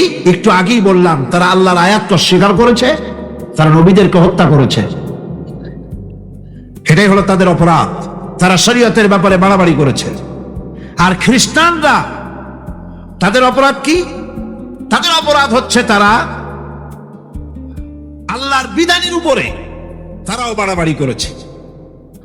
তারা নিজেদের আল্লাহর বিধান বাদ দিয়ে নিজেদের মন গড়া জীবন যাপন শুরু করেছে। তারা ঈসা আলাইহিস সালামকে আল্লাহর ছেলে বানাইছে। তারা মদ খায়, তারা জিনা করে, তারা শুকর খায়। তাদের উপরে শরীয়তকে সম্পূর্ণ বুড়ো আঙ্গুল দেখায়া তারা মুশরিকের চাইতেও খারাপ হয়ে গিয়েছে, ঠিক কিনা? এরা, হিন্দুরা কখনো বলে না যে আল্লাহর ছেলে মেয়ে আছে, বলে নাকি? কিন্তু ওরা আল্লাহর ছেলে বানাইছে, মেয়ে বানাইছে, বউ বানাইছে। নাউযুবিল্লাহ। আমেরিকায়, ইংল্যান্ডে, সেসব জায়গায় গির্জায় আজ আর খ্রিস্টান যাওয়ার লোক নাই। সপ্তাহে একদিন ইবাদত করে, সানডে। সেই সপ্তাহের একদিন ইবাদত করতে লোক পাওয়া যায় না।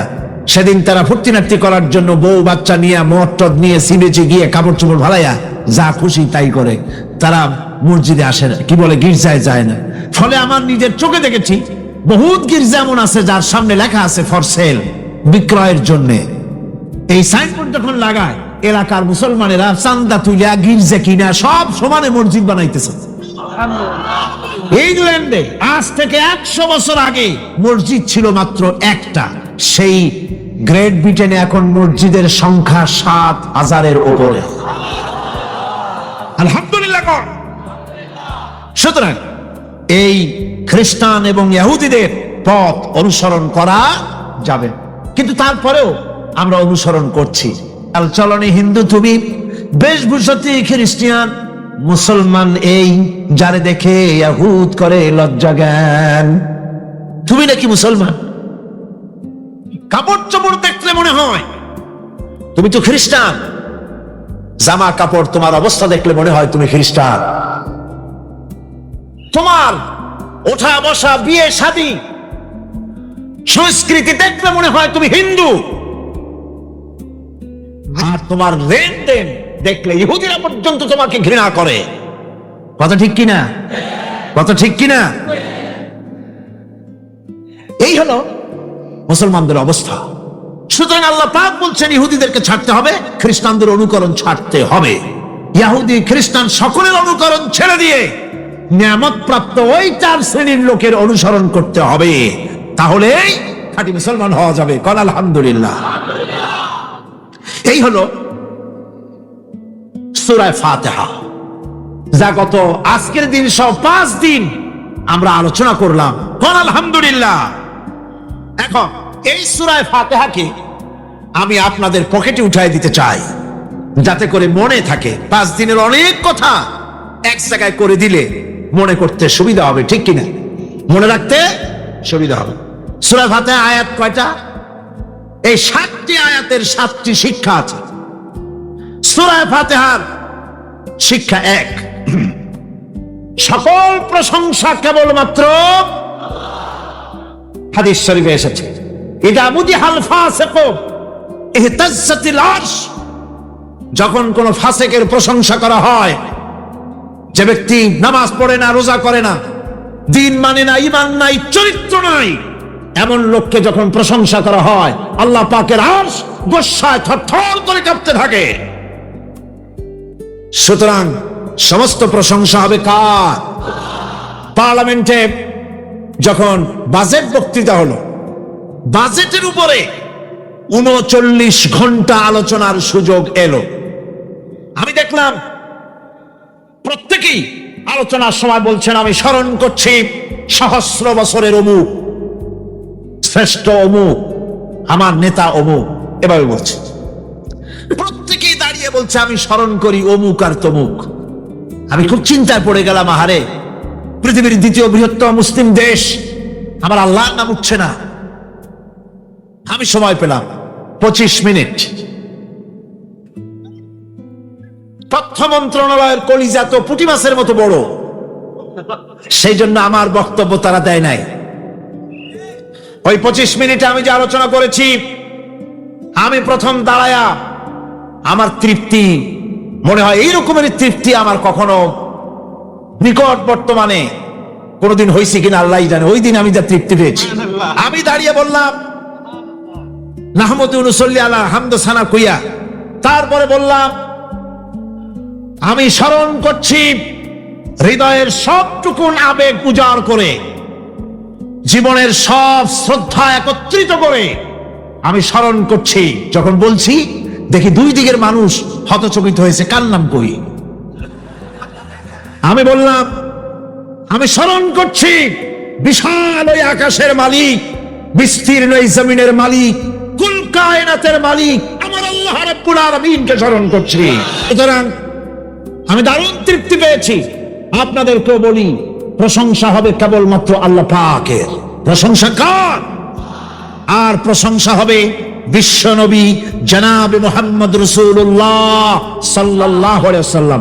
চিৎকার মেরে সারা জীবন আল্লাহ এবং রাসূলের প্রশংসা করতেই ইনশাআল্লাহ আমাদের করতে হবে, মুসলমানদের দায়িত্ব। আর প্রশংসা করব যারা আমার রাসূলের আল্লাহর হুকুম মানে আর আমার রাসূলের অনুসরণ অনুকরণ যারা করে তারা আমাদের সম্মানের পাত্র। আলহামদুলিল্লাহ। 2, শেষ বিচারের একমাত্র মালিক হচ্ছেন আল্লাহ পাক। সূরা ফাতিহার দ্বিতীয় শিক্ষা, শেষ বিচারের দিন, ডে অফ জাজমেন্ট, শেষ বিচারের দিনের মালিককে একচ্ছত্র অধিপতি আল্লাহ রাব্বুল আলামিন। যেদিন কেউ কথা বলতে পারবে না আল্লাহ পাকের নির্দেশ ছাড়া, সেই হাসরের মাঠের একচ্ছত্র মালিক আল্লাহ পাক। সুপ্রিম কোর্টের সুপ্রিম কোর্ট, সমস্ত জাস্টিসদের জাস্টিস হবেন আল্লাহ সুবহানাহু ওয়া তাআলা। এটা হলো দ্বিতীয় শিক্ষা, মনে রাখতে হবে। সেদিন আল্লাহ পাক তিনি বিচার করবেন, কঠিন বিচার হবে সেদিন, এটা মনে রাখতে হবে। 3 নম্বরের শিক্ষা হচ্ছে সূরা ফাতিহার শিক্ষা নাম্বার 3, জীবনের সকল ক্ষেত্রে গোলামি, আনুগত্য, দাসত্ব একমাত্র কেবলমাত্র শুধুমাত্র আল্লাহ রাব্বুল আলামিনের। গোলামি কার হবে? চিল্লায় বলেন, কার হবে? 3। 4 নম্বরে সাহায্য চাইতে হবে কেবলমাত্র কার কাছে? আল্লাহ পাকের কাছে। 5, হেদায়েতের গ্রন্থ হিসাবে গ্রহণ করতে হবে আল্লাহ পাকের কোরআনে কারীমকে। 6, অনুসরণ করতে হবে কেবলমাত্র। 7, জীবনের সকল স্তর থেকে ইহুদি এবং নাসারাদের প্রভাব মুক্ত করতে হবে নিজের জীবনকে। ইহুদি, নাসারা, আল্লাহ বিরোধী যারা মুশরিক, নাস্তিক, মুরতাদ, এই সবগুলি থেকে নিজেকে মুক্ত করতে হবে। গোলামি হবে কেবলমাত্র আল্লাহ পাকের।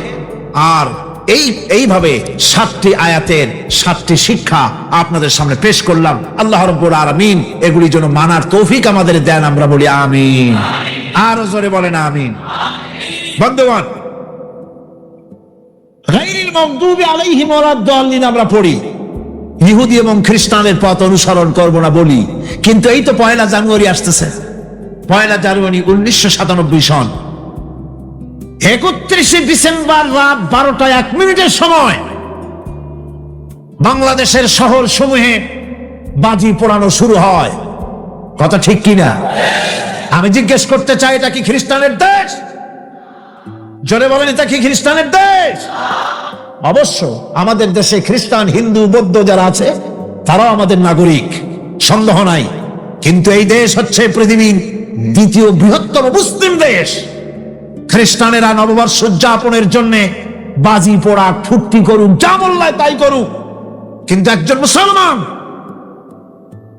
এই নববর্ষ উদযাপনের জন্য বাজি পোড়াতে পারে না, বোমা ফুটাতে পারে না, ফুর্তি করতে পারে না। মানে নাই, জাস্টিফিকেশন নাই। এটা যদি করা হয় আপনি খ্রিস্টানদের গোলামি করছেন, এটাই প্রমাণিত হবে। 1 বৈশাখ নববর্ষ উদযাপন করা হয় আমাদের দেশে। আজ 2-4 বছর ধরে শুরু হয়েছে 1 বৈশাখ উদযাপন করা। 1 বৈশাখে সকাল বেলায় বাসন্তী রঙের শাড়ি পরে সারা রাত রাস্তায় আলপনা এঁকে রমনা লেকের পাশে গিয়ে যুবতী আর যুবকরা বাসন্তী রঙের শাড়ি পরে সূর্য উদয়ের পানে করজোড়ে সেদিকে তাকিয়ে বলে, এসো হে নববৈশাখ, স্বাগতম হে। বৈশাখ বলে, বাবাজিরা আমারে ডাকতেছো? ওয়েট এন্ড সি, অপেক্ষা করো, আসতেছি। যে বৈশাখকে ডাকা হলো, স্বাভাবিক বৈশাখ কাল বৈশাখী রুদ্র রূপ ধারণ করে 180 মাইল স্পিডে এসে বাড়ি ঘর কল কারখানা ভাঙ্গা জনমের মতো স্বাগতম হে।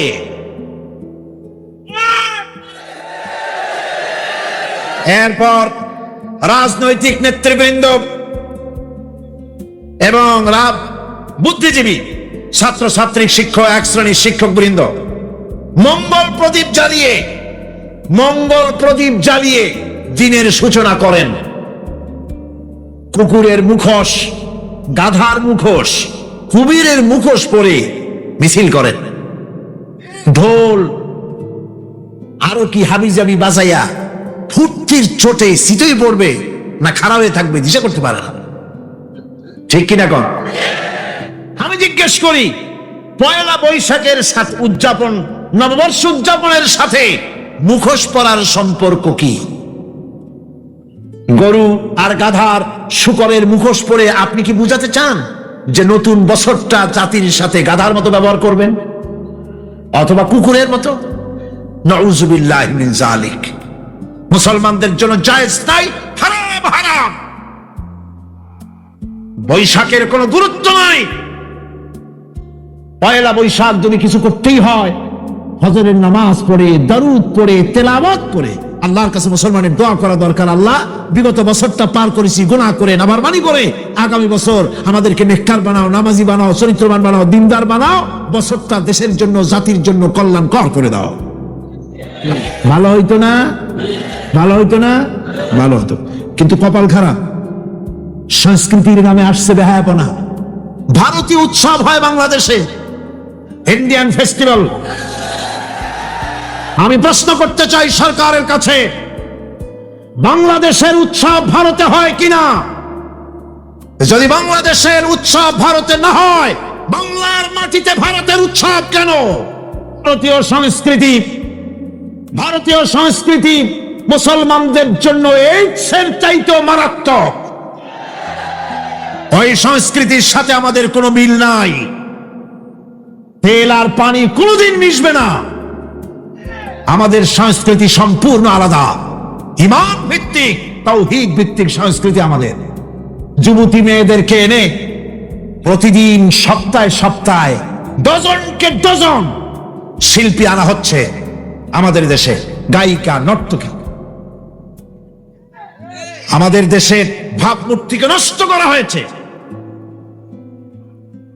গান বাজনার দিকে উঠে পড়ে লেগে গিয়েছে জাতি আজ।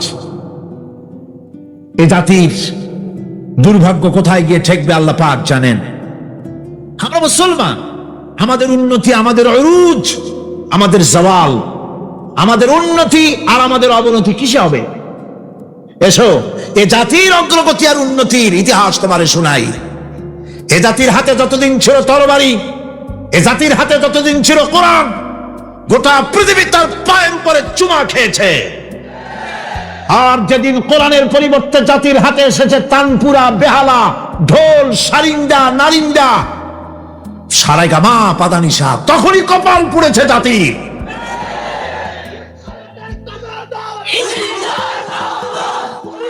আজ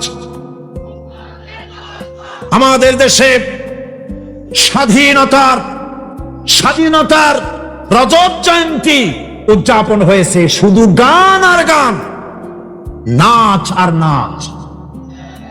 সরকারের কোটি কোটি টাকা খরচ হয়েছে। স্বাধীনতার জন্য তো উৎসব করবই। স্বাধীনতা থাকলে আমরা থাকবো, স্বাধীনতা না থাকলে আমরা গোলাম হয়ে যাব, ঠিক কিনা? কিন্তু আমার পদ্ধতি আলাদা, আমার ইসলামের পদ্ধতি আলাদা। আমরা হিন্দুর মতো, খ্রিস্টানের মতো নাচতে পারি না, গাইতে পারি না, ঢোল বাজাতে পারি না। বিজয় এলে কি করবেন আল্লাহ শিখাই দিয়েছেন। কে শিখিয়েছে? আল্লাহ রাব্বুল আলামিন বলেন, আল্লাহর পক্ষ থেকে যখন বিজয় আসবে, নবী, বিজয় যখন আসবে আল্লাহর পক্ষ থেকে, তখন আপনি দেখতে পাবেন আল্লাহর পক্ষ থেকে মদদ, বিজয় যখন আসবে, দলে দলে লোক ইসলামের মধ্যে প্রবেশ করবে। এই বিজয় দেখে আপনি কি করবেন? আপনার জন্য দায়িত্ব তখন আপনি বেশি করে ইস্তেগফার করুন, বেশি করে তাসবিহ পড়ুন।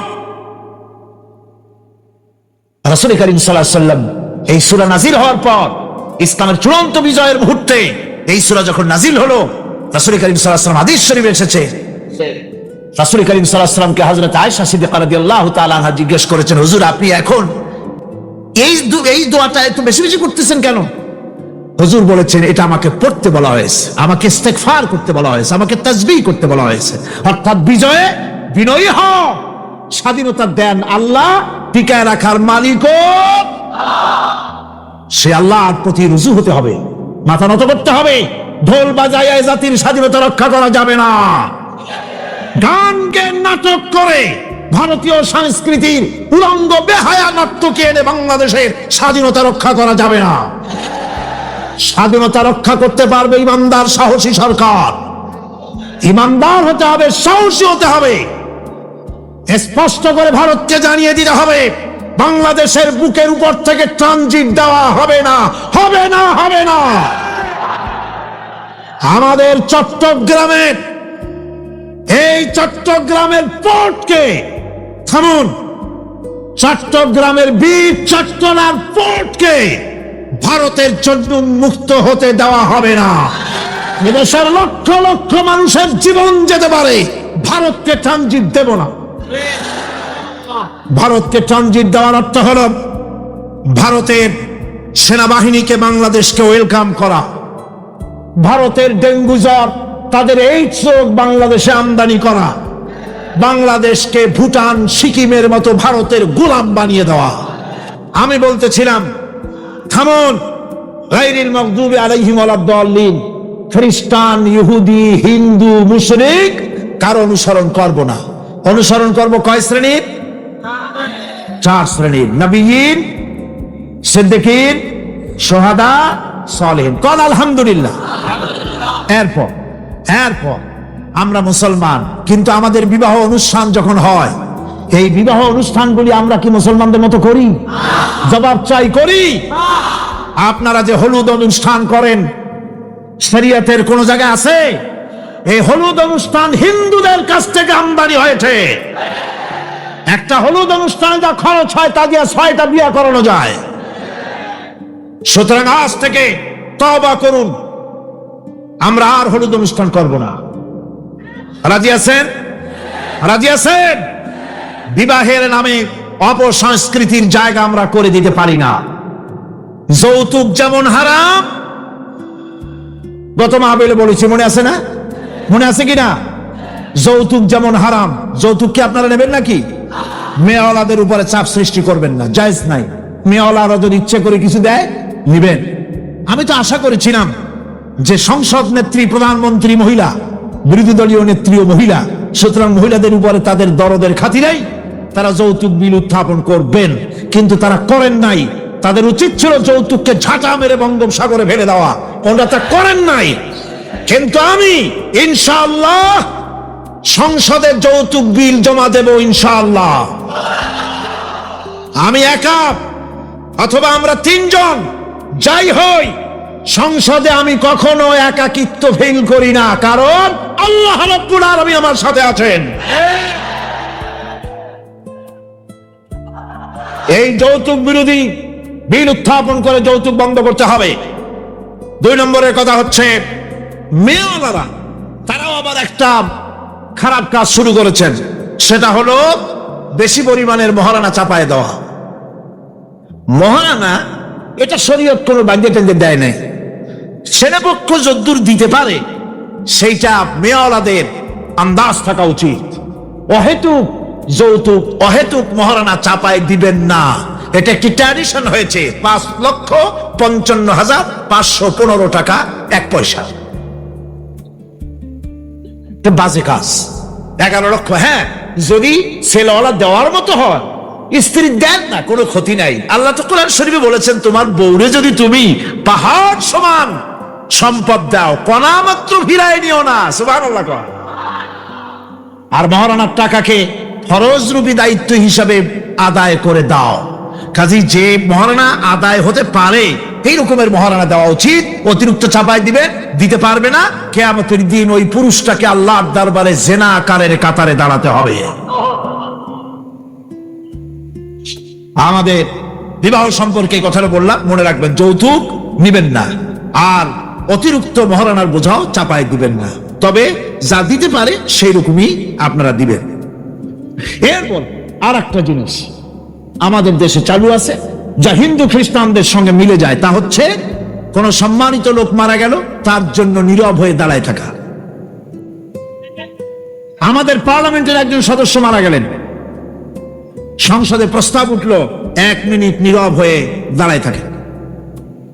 আমি বললাম, স্পিকার সাহেব, 1 মিনিট দাঁড়ায় থাকলে যদি সওয়াব হয়, তো 1 মিনিট কেন, আসুন আমরা 25 মিনিট খাড়াই থাকি। আর যদি কোনো সওয়াবই না হয় তাহলে এই প্রহসন কেন? আমরা তো আমাদের মা বাপের কবরের কাছে গিয়া কোনোদিন ভূতের মতো খাড়াই থাকি না, সেখানে তো অবশ্যই আমরা দোয়া দুরূদ পড়ি, ঠিক কিনা?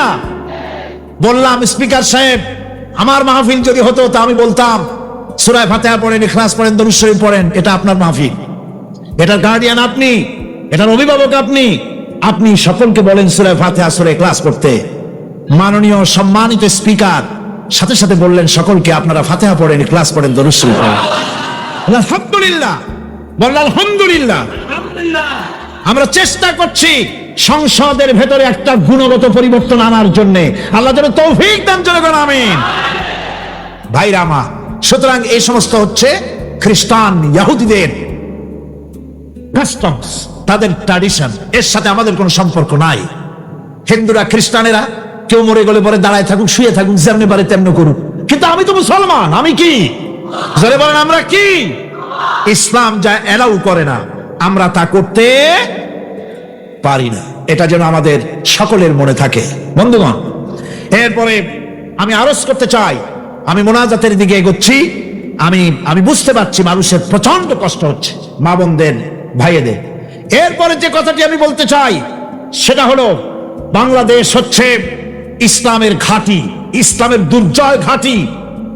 আমাদের এই দেশে আল্লাহর দ্বীন কায়েম করতে হবে, জমিন আল্লাহ। আমি জিজ্ঞেস করতে চাই, এই লক্ষ লক্ষ জনতার কাছে জমিন কার? আমি খুশি হইতে পারলাম না। আপনারা আল্লাহর নামটা কি জোরে নিছিলেন? গায়ে যত শক্তি আছে ওই শক্তি দিয়ে আল্লাহর নামটা নিছিলেন? যদি না নিয়ে থাকেন, সপ্ত শক্তি নিয়ে আপনারা বলেন জমিন কার? আরো জোরে বলতে হবে, জমিন কার? আকাশ কার? বাতাস কার? এ মানব গোষ্ঠী কার? আইন চলবে কার? সুতরাং আল্লাহর আইনের উল্টা ধর্মনিরপেক্ষতাবাদ, জাতীয়তাবাদ, পুঁজিবাদ, সমাজতন্ত্র মানি না, মানি না, মানি না। আল্লাহর এই জমিনে সরে যাও। আল্লাহর এই জমিনে প্রয়োজন হচ্ছে আল্লাহর দ্বীন প্রতিষ্ঠার জন্য ঐক্যবদ্ধ প্রচেষ্টা। এজন্য চাই ওলামা মাশায়েখদের ঐক্য। কি চাই? ওলামা মাশায়েখদের ঐক্য চাই। কথা ঠিক কিনা? কিন্তু আমাদের দেশের এক শ্রেণীর ওলামা আছেন, তাদের প্রতি সম্পূর্ণ শ্রদ্ধা জানিয়ে বলছি, ওনারা বুঝতে পারেন না, ওনাদের অজান্তেই ওনাদেরকে নির্বাচনে খাড়া করে দেয় পয়সা দিয়া। হুজুর আপনার খরচ হবে না, যা লাগে দিয়ে দেব। আপনার মতো লোক যদি নির্বাচন না করে, আপনি যদি পার্লামেন্টে না যান, তো পার্লামেন্ট দিয়ে হবে কি? ওই হুজুর বোঝেন না যে আমি পার্লামেন্টে যাই করবোটা কি? ওখানে যাই পরিকার জানলার দরজা কয়টা গুনিয়ে গুলি দিতে পারবে না। ওনার জামানত বাজেয়াপ্ত হবে, উনি তা নিজেও জানেন। তারপরে ইসলামী আন্দোলনের একটা লোক যদি ফেল করানো যায়, সেজন্যই সম্পূর্ণ ইখলাসের সাথে উনি দাঁড়ায় যান। আর এজন্যে পার্শ্ববর্তী দেশ থেকে কিছু লোক আসেন, তারা এসে এদেশের মুসলমান এবং ওলামাদের মধ্যে অনৈক্য ঘটায় যান। তারা যত বড় আলেম হোক আর পীর নামের হোক, আমি তাদেরকে সাবধান হতে বলি, আপনার রাজনীতি আপনার দেশে করুন, আওলাদের রাসূলের নাম লাগাইয়া বাংলাদেশের রাজনীতিতে নাক গলাবেন না।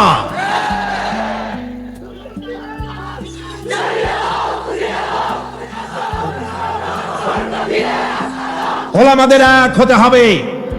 আমি ওলামায়ে কেরামদের খেদমতে আরজ করি, যদি এক আমরা না হতে পারি, দ্বীন প্রতিষ্ঠা হবে না। কিয়ামতে আল্লাহর কাছে দায়ী হতে হবে। জনগণের কোনো দোষ নাই। জনগণের দোষ আছে?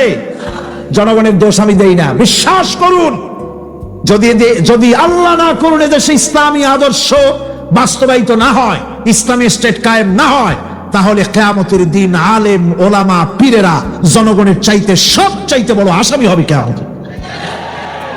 আল্লাহ পাক এ জাতির ওলামাদের, এ জাতির রাহবারদেরকে ঐক্যবদ্ধ হওয়ার তৌফিক দান করুন।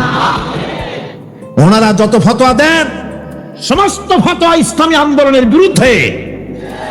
মদখোরের কাছ থেকে টাকা নিতে আপত্তি নাই, নিজের মঞ্চে জেনাকার, খুনি, মদখোরকে নিয়ে এক প্ল্যাটফর্মে বসে বক্তৃতা করতে আপত্তি নাই, কিন্তু ইসলামী আন্দোলনের লোককে মঞ্চে জায়গা দেয় না। সমস্ত ফতোয়া ইসলামী আন্দোলনের বিরুদ্ধে তারা দেন। আমি তাদেরকে অনুরোধ করব, আসুন, ঐক্যবদ্ধ হওয়া ছাড়া পথ নাই। আল্লাহর দ্বীন প্রতিষ্ঠার জন্য। আর মনে রাখবেন, আপনারা যে ষড়যন্ত্রের শিকারে পরিণত হয়েছেন, যদি দ্বীন প্রতিষ্ঠা না হয়, আর তারা যে স্বপ্ন দেখছে, ইন্ডিয়া এবং তার অনুসারীরা নাস্তিকরা যে স্বপ্ন দেখছে, তা যদি বাস্তবায়িত হয়, কে জামাত করে, কে শিবির করে, কে ফুরফুরার মুরিদ, কে সরসিনার মুরিদ, কে অমুক ইন্ডিয়ার পীর সাহেবের মুরিদ, পাকিস্তান পীর সাহেবের মুরিদ, এইগুলা তালাশ করা হবে না। হবে? ওই যে রাশিয়া এসে ঢুকছিল কোথায়? আফগানিস্তানে। সেইখানে সব আলেম ওলামারা জঙ্গলে যাইয়া এক হইল। ওই যে একজন বলছিল যে আমি গেলাম, আমার ছেলে গেল তার মামু বাড়ি, মাইয়া গেল তার নানা বাড়ি, বউ গেল তার বাপের বাড়ি, আমি গেলাম আমার শ্বশুর বাড়ি, যাই দেখি সব এক জায়গায়। এই লোকগুলি আলেম ওলামা পীর বুজুর্গ সব গিয়া পাহাড়ের মধ্যে এক জায়গায় হয়েছে। হায় হায়, সুন্নি, কড়া সুন্নি, গোলাপি সুন্নি, ওহাবি, ঠান্ডা সুন্নি, তারপরে দেওবন্দি, সব এক জায়গায়। হায় হায়, কি সর্বনাশটা করলাম! যদি ঐক্য থাকতাম তাহলে কি আলাসি আমাদের উপরে হামলা হতে পারতো, করতে পারতো? চোখের পানি ফেললো, কানলো, একে অপরকে জড়াই ধরলো। তখন অনেক সর্বনাশ হয়ে গেছে, অনেক জীবন দিতে হয়েছে এই ঐক্যের পর। তারপরে আল্লাহ মেহেরবানি করেছেন তওবা করার কারণে। কিন্তু আমাদের দেশে অনৈক্যের কারণে, আল্লাহ না করুন, যদি এখানে ইসলামের দুশ্মন যারা, আজ তো তারা রেডিওতে বসে আছে, আজ তো তারা টিভিতে বসে আছে, আজ তো তারা নাটক তৈরি করে, আজ তারা সিনেমা তৈরি করে। गुलिस्तान के हार शाख पर उल्लू बैठे हैं, फिर अंजाम गुलिस्तान क्या होगा। ফুল বাগিচার ডালে ডালে হুতুম বেচারা বসে আছে, এ ফুল বাগানের অবস্থা কি হবে? নাস্তিক, মুরতাদ, বেঈমান সব এগুলিকে দখল করে আল্লাহর দ্বীনকে বুড়ো আঙ্গুল দেখাবার প্রচেষ্টা চালাচ্ছে। চট্টগ্রামের তাফসীরের কোরআন মাহফিলের পক্ষ থেকে গোটা দেশবাসীকে আহ্বান জানাই, আলেম ওলামাদের প্রতি বলি, আপনাদের পায়ে ধরি, ওলামা হাজরাত, পীর সাহেব কেবলারা, আপনাদের পায়ে ধরি, আল্লাহর রাস্তায় ঐক্যবদ্ধ হন, ইসলামী আন্দোলনের বিরুদ্ধে ফতোয়া দিবেন না। এটি আত্মঘাতী কাজ। নিজেদের সর্বনাশ নিজেরা করছেন, নিজেদের পায়ে নিজেরা কুড়াল মারতেছেন। এরপরে আমি যুবকদের জন্য বলবো, যুবকরা, তোমরা যারা মাহফিলে এসেছো, মাহফিলে যুবকরাই বেশি আসে, আলহামদুলিল্লাহ। এই জন্য মাহফিলে লোক ঠেকাবার জন্য কত যে চেষ্টা, তাদের চেষ্টার কোনো অবধি নাই।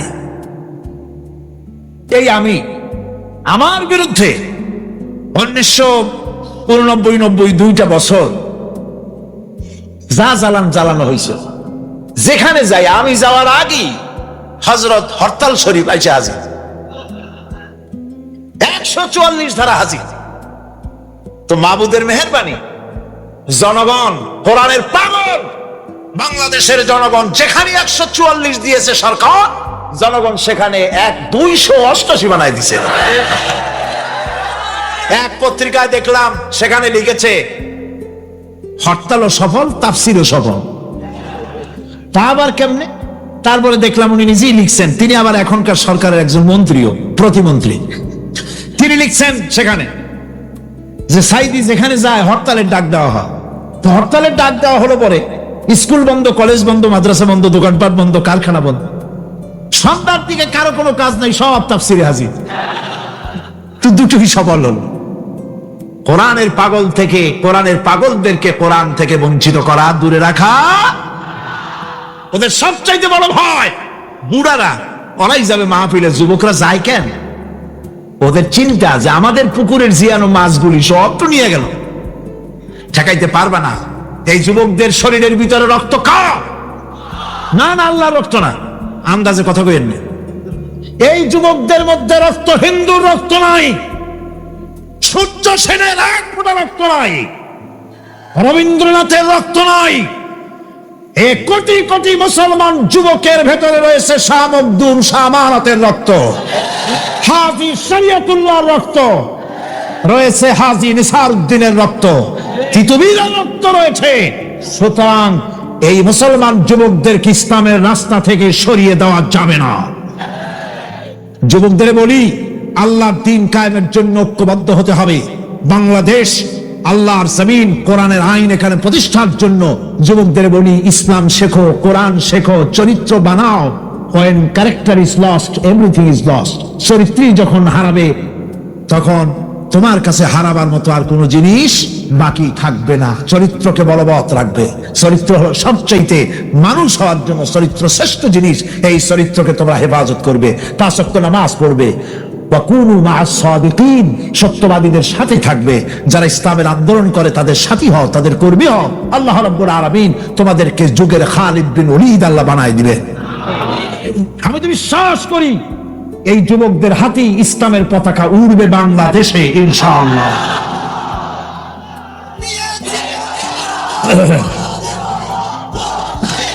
এই যুবকদের কথাই আল্লাহ পাকের নবী বলেছেন। নবীজি বলেছেন, কিয়ামতের দিন যেদিন কোনো ছায়া থাকবে না, আল্লাহর আরশ ব্যতীত, আরশের ছায়া ছাড়া কোনো ছায়া থাকবে না, ওই দিন আরশের নিচে 7 শ্রেণীর লোকেরা জায়গা পাবে।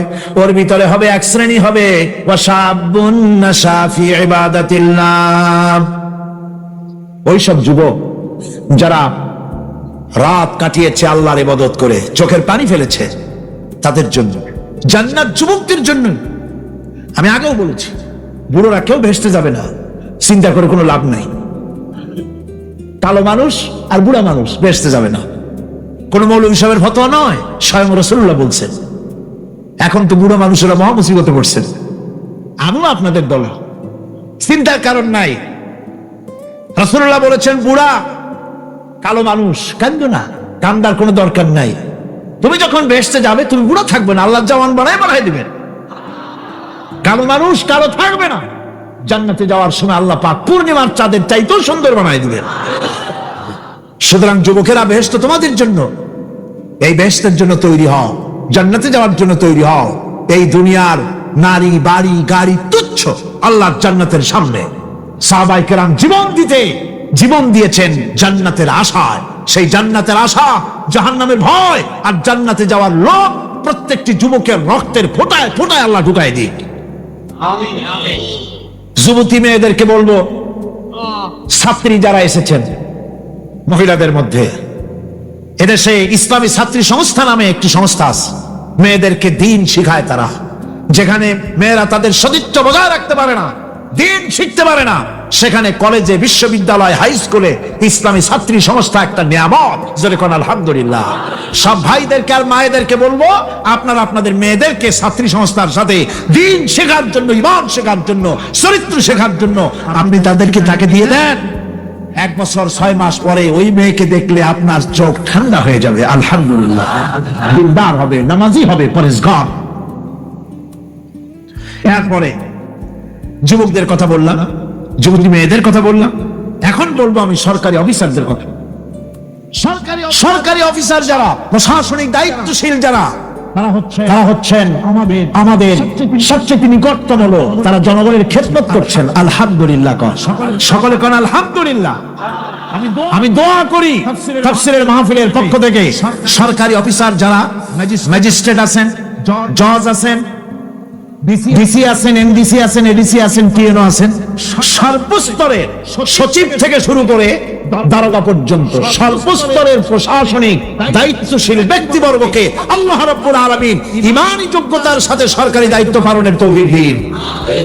তবে একটা কথা বলবো, আপনি যে দায়িত্বে আছেন, আপনি সরকারকে খুশি করার জন্য অবৈধ কাজে লিপ্ত হবেন না।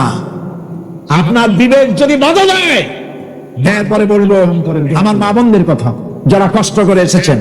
আমরা মোনাজাতের দিকে ক্রমে এগিয়ে যাচ্ছি, বক্তব্য শেষ পর্যায়ে এসেছি। মা বোন, আমাদের বোনেরা, আমাদের মায়েরা আমাদের কাছে সবচাইতে সম্মানের পাত্রী। কোন আলহামদুলিল্লাহ। আসতে বললেন কেন? সকালবেলা এখানে মহিলা অনুষ্ঠান হয়েছিল, হাজার হাজার মা বোনেরা এসেছিলেন। একজনের প্রশ্ন করলেন অনুষ্ঠান হয়েছে যে স্বামীর পায়ের তলে নাকি স্ত্রীর জান্নাত। আমি বলেছি এটা বাজে কথা, মিথ্যে কথা। স্বামীর পায়ের তলে রাসূলুল্লাহ এরকম কথা কখনো বলেন নাই, বরং হুজুর বলেছেন মায়ের পায়ের তলে সন্তানের জান্নাত। আলহামদুলিল্লাহ। আমি আগেও বলেছি আমরা পুরুষ, আমাদের পায়ের তলে জুতা। আর আপনারা পর্দার আড়ালে আমাদের বোনেরা মায়েরা, আপনাদের পায়ের তলে আল্লাহর জান্নাত। আর আপনারা খাদিজার উত্তরসূরি, আপনারা ফাতেমার উত্তরসূরি, আপনারা হযরত আয়েশার উত্তরসূরি। আপনাদের সতীত্বকে বিনষ্ট করার জন্য এক শ্রেণীর বুদ্ধিজীবীরা আপনাদেরকে ময়দানে নামাতে চায়। ইসলাম আপনাদেরকে অধিকার দিয়েছে, এত বড় অধিকার কেউ দেয়নি। আমি সবসময় বলি, মায়েরা বোনেরা, আমার দেশের মুসলিম মহিলারা যদি জানতেন ইসলাম তাদেরকে কি মর্যাদা দিয়েছে, এটা যদি তারা জানতেন, তাহলে ইসলামের দেওয়া অধিকারটা পাওয়ার জন্য তারা রাস্তায় নেমে মিছিল করতেন যে শুধু ইসলাম আমাদের যে মর্যাদা দিয়েছে সেইটা ফিরায় নাও, আর কিচ্ছু চাই না, ওইটাই ফেরত দাও। মা বোনেরা, ইসলাম প্রতিষ্ঠিত হলে পরে বাংলাদেশে যদি ইসলাম কায়েম হয়, আপনাদের চাকরি, শিক্ষা, ব্যবসা, আপনাদের সবটা ইসলাম সংরক্ষণ করবে। অর্ধেক জনশক্তি নারী, আপনাদেরকে অবহেলা কেউ করতে পারবে না। রাসূলুল্লাহ করেন নাই, আল্লাহ করেন নাই। রাসূলের মসজিদে আল্লাহর নবী নিজে মহিলাদের জন্য জায়গা করে দিয়েছেন। আজও মসজিদে নববীতে বাবুন নিসা, মহিলাদের জন্য আলাদা দরজা রিজার্ভ নিজে মহিলাদের জন্য। আলহামদুলিল্লাহ, আলহামদুলিল্লাহ। আমার মা বোনেরা, আলাদা দরজা। রাসূলুল্লাহ সাল্লাল্লাহু আলাইহি ওয়াসাল্লামের সব ছেলেরা, ছেলে মারা গেলেন, বেঁচে ছিলেন সব মেয়েরা। এমন একটা হাদিস খুঁজে পাওয়া যাবে না যে আল্লাহর নবী দোয়া করে বলেছিলেন, আল্লাহ ছেলে মরে গেল, আমার একটা ছেলে দাও। মেয়েতেই সন্তুষ্ট ছিলেন, কোন আলহামদুলিল্লাহ।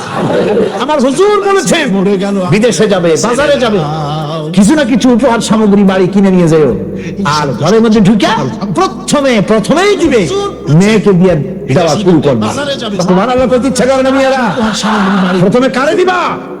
মনে রাখবেন আপনারাও, প্রথমে মেয়েকে দিবেন, প্রথমে মেয়েকে দিবেন, মেয়েকে যত্ন করবেন। অনেক পুরুষ আছে বারবার মেয়ে হয় দেখে মুখটা কালো হয়ে যায়, বউকে তালাক পর্যন্ত দেয়। এগুলি যায়, মেয়েকে যত্ন করুন। মেয়ে নিয়ামত, মেয়ে কি নিয়ামত। মেয়েদেরকে সম্মান করুন, মেয়ে জাতিকে সম্মান করুন। বউকে পত্র পত্রিকায় দেখি স্কুল যখন ছুটি হবে, girls school, girls high school, girls college ছুটি হবে যখন, বা ক্লাস শুরু হবে যখন, রাস্তার পাশে এক শ্রেণীর বখাটে ছেলেরা গিয়ে দাঁড়ায় থাকে, শীষ দেয়, বাজে কথা বলে। আশ্চর্য কথা, তুমি কি তোমার এক মায়ের পেটে আসনি? তোমার মা নাই, তোমার বোন নাই, তুমি অন্য মেয়েদের দিকে তাকায়া তাকে উত্তক্ত করো, তোমার লজ্জা করে না? ইসলামী গভর্নমেন্ট যদি আসে, কারো বাবার ক্ষমতা নাই, মেয়ে লোকের দিকে চোখ তুলে অন্যায় ভাবে তাকায়, আজ এসিড মারে, কোনো শাস্তি হয় না। ইসলামী গভর্নমেন্ট আসতে পারে, এসিড মারা তো দূরের কথা, শীষ কেউ দিতে পারবে না, উত্তক্ত করতে পারবে না।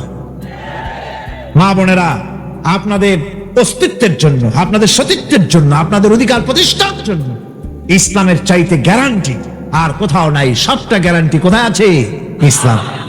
সুতরাং সমস্ত পুরুষদের বলবো, নারী জাতিকে সম্মান করার জন্য, নারী জাতিকে আল্লাহ পাক সম্মান দিয়েছেন, রাসূল করিম সাল্লাল্লাহু আলাইহি ওয়াসাল্লাম সম্মান দিয়েছেন।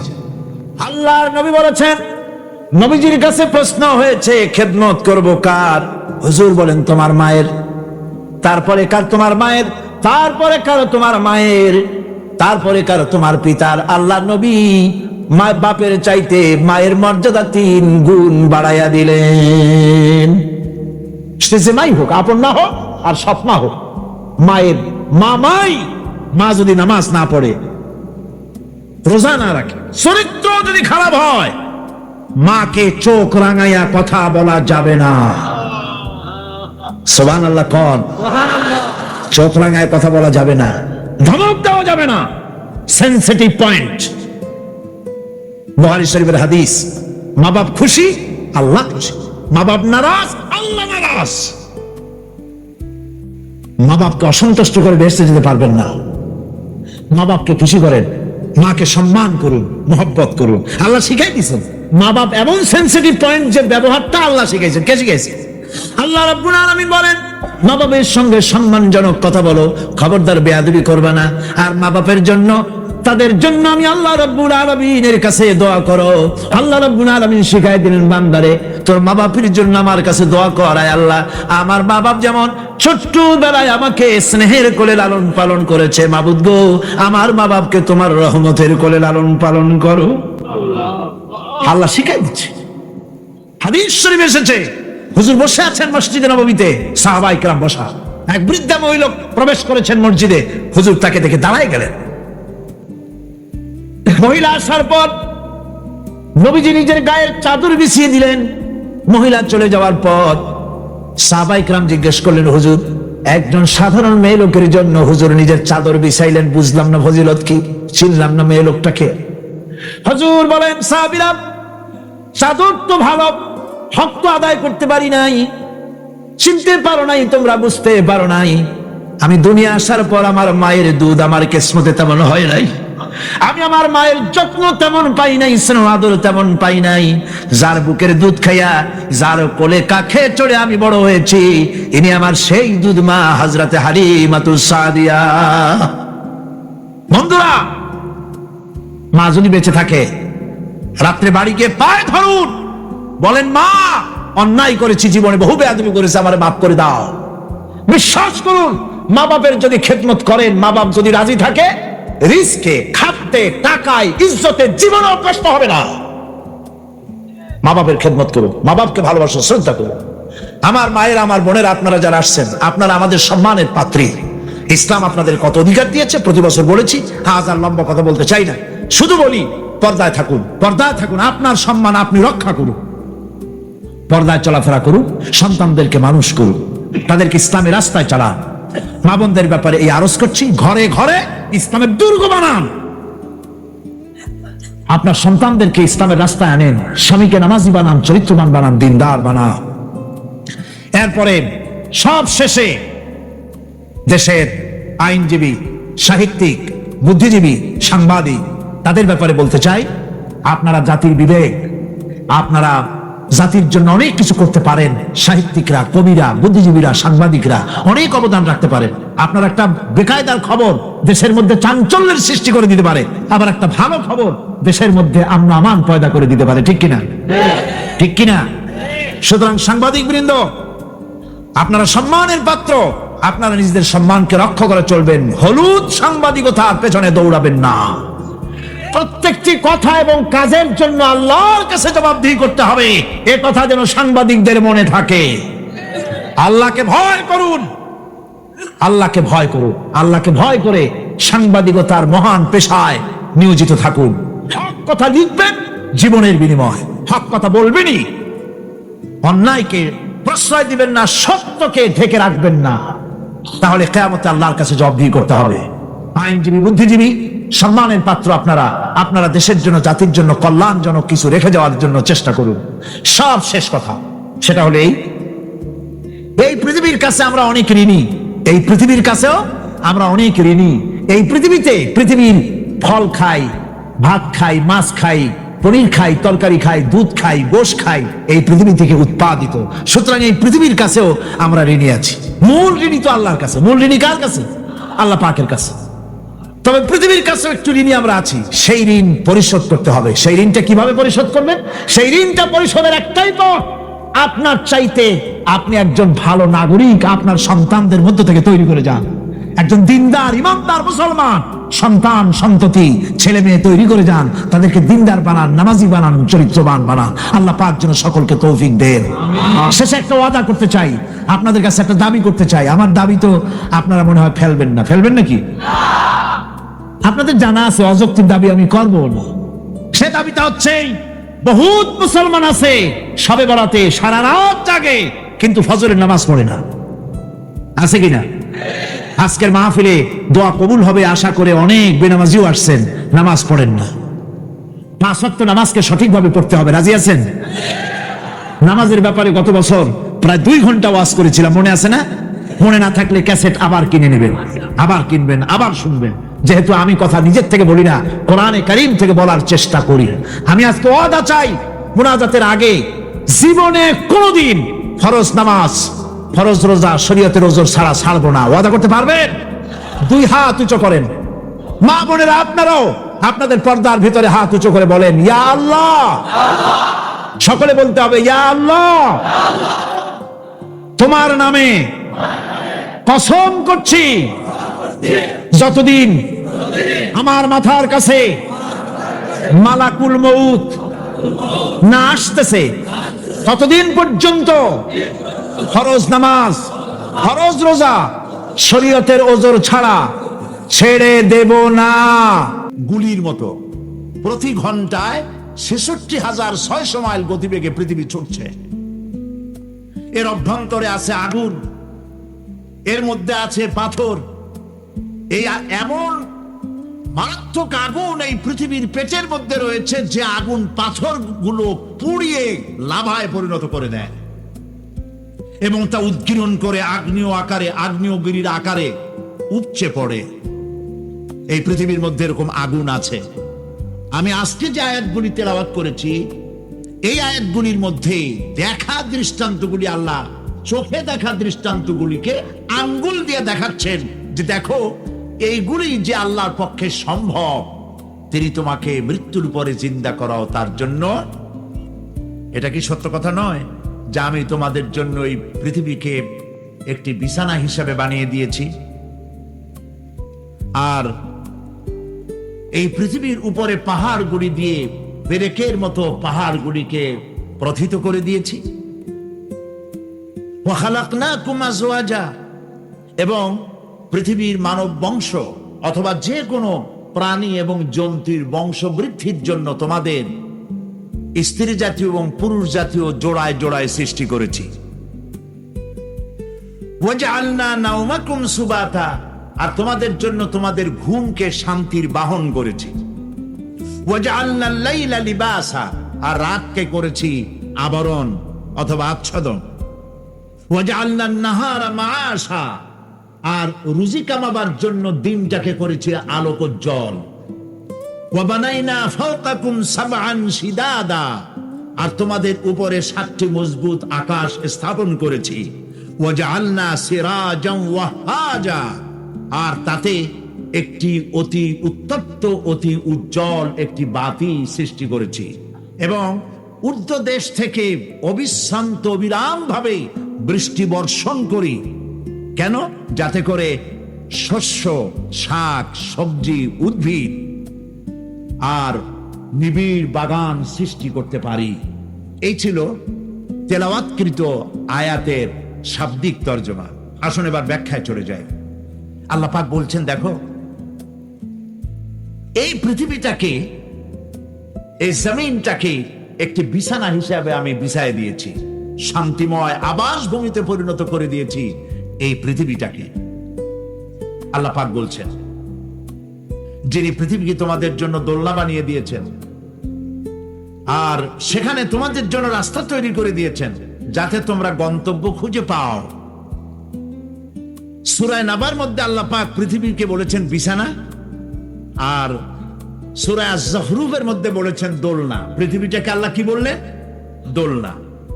দোলনার মধ্যে শিশু যেমন শান্তিতে ঘুমায় থাকে, এই পৃথিবীটাকে তোমার জন্য শান্তিতে ঘুমাবার জন্য, চলাফেরা করার জন্য আমি এই পৃথিবীকে শান্ত করে দিয়েছি। সুবহানাল্লাহ। এবং গন্তব্যের জন্য, যাতায়াতের জন্য আমি রাস্তা বানিয়েছি। আপনি বলবেন রাস্তাগুলি তো আমরা বানাইছি গম দিয়া, ইট দিয়া, পাথর দিয়া।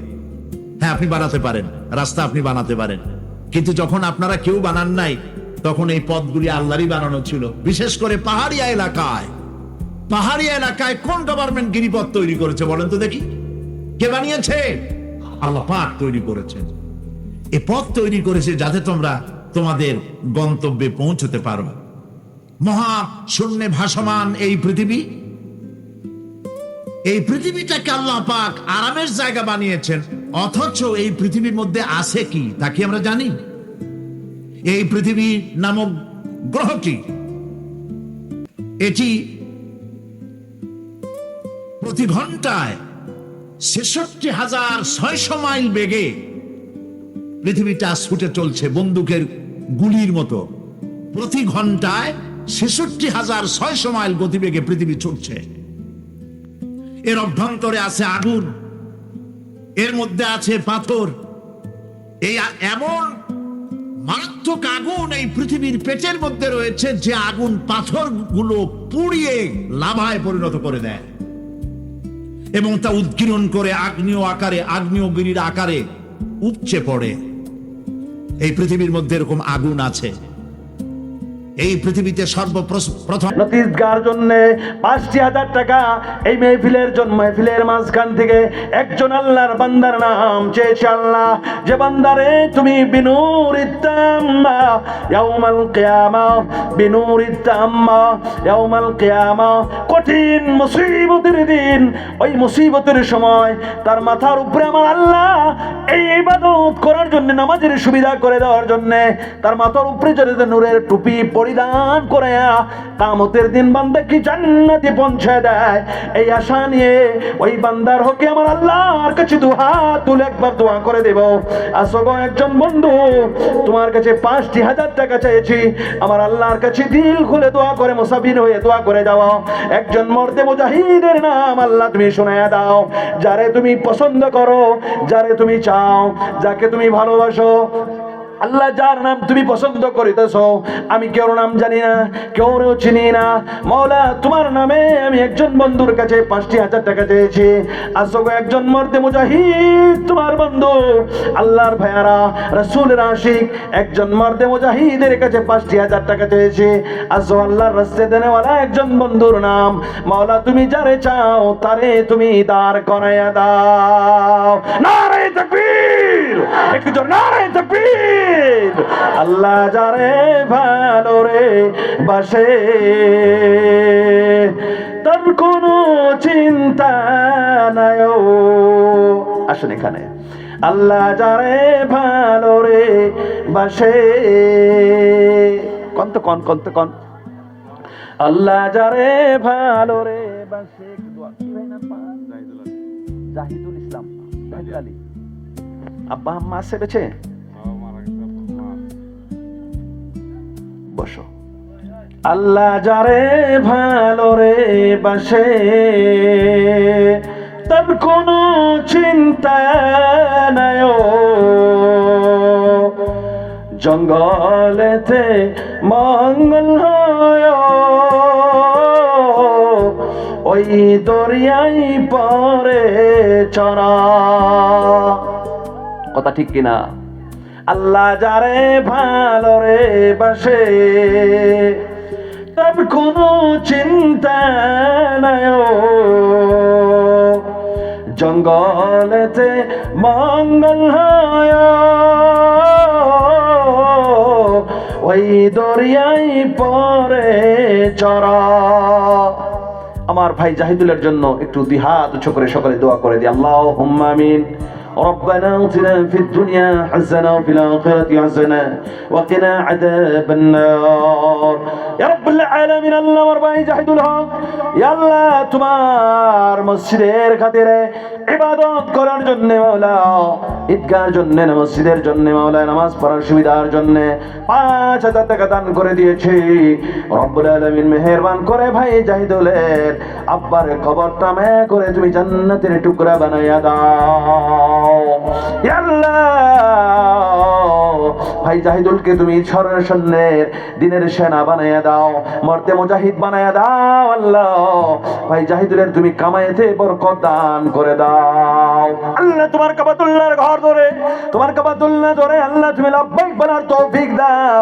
তোমার সোনার নবীজির গিলাফটা, আল্লাহ রোজার জারিটা ধরে নবীজির উপরে দরুদ ও সালাম পড়ার জন্য তৌফিক এনায়েত করে দাও। আল্লাহ, ভাই জাহিদুলের আব্বার কবরটা মাওলা তুমি জান্নাতের একটি টুকরা বানাইয়া দাও।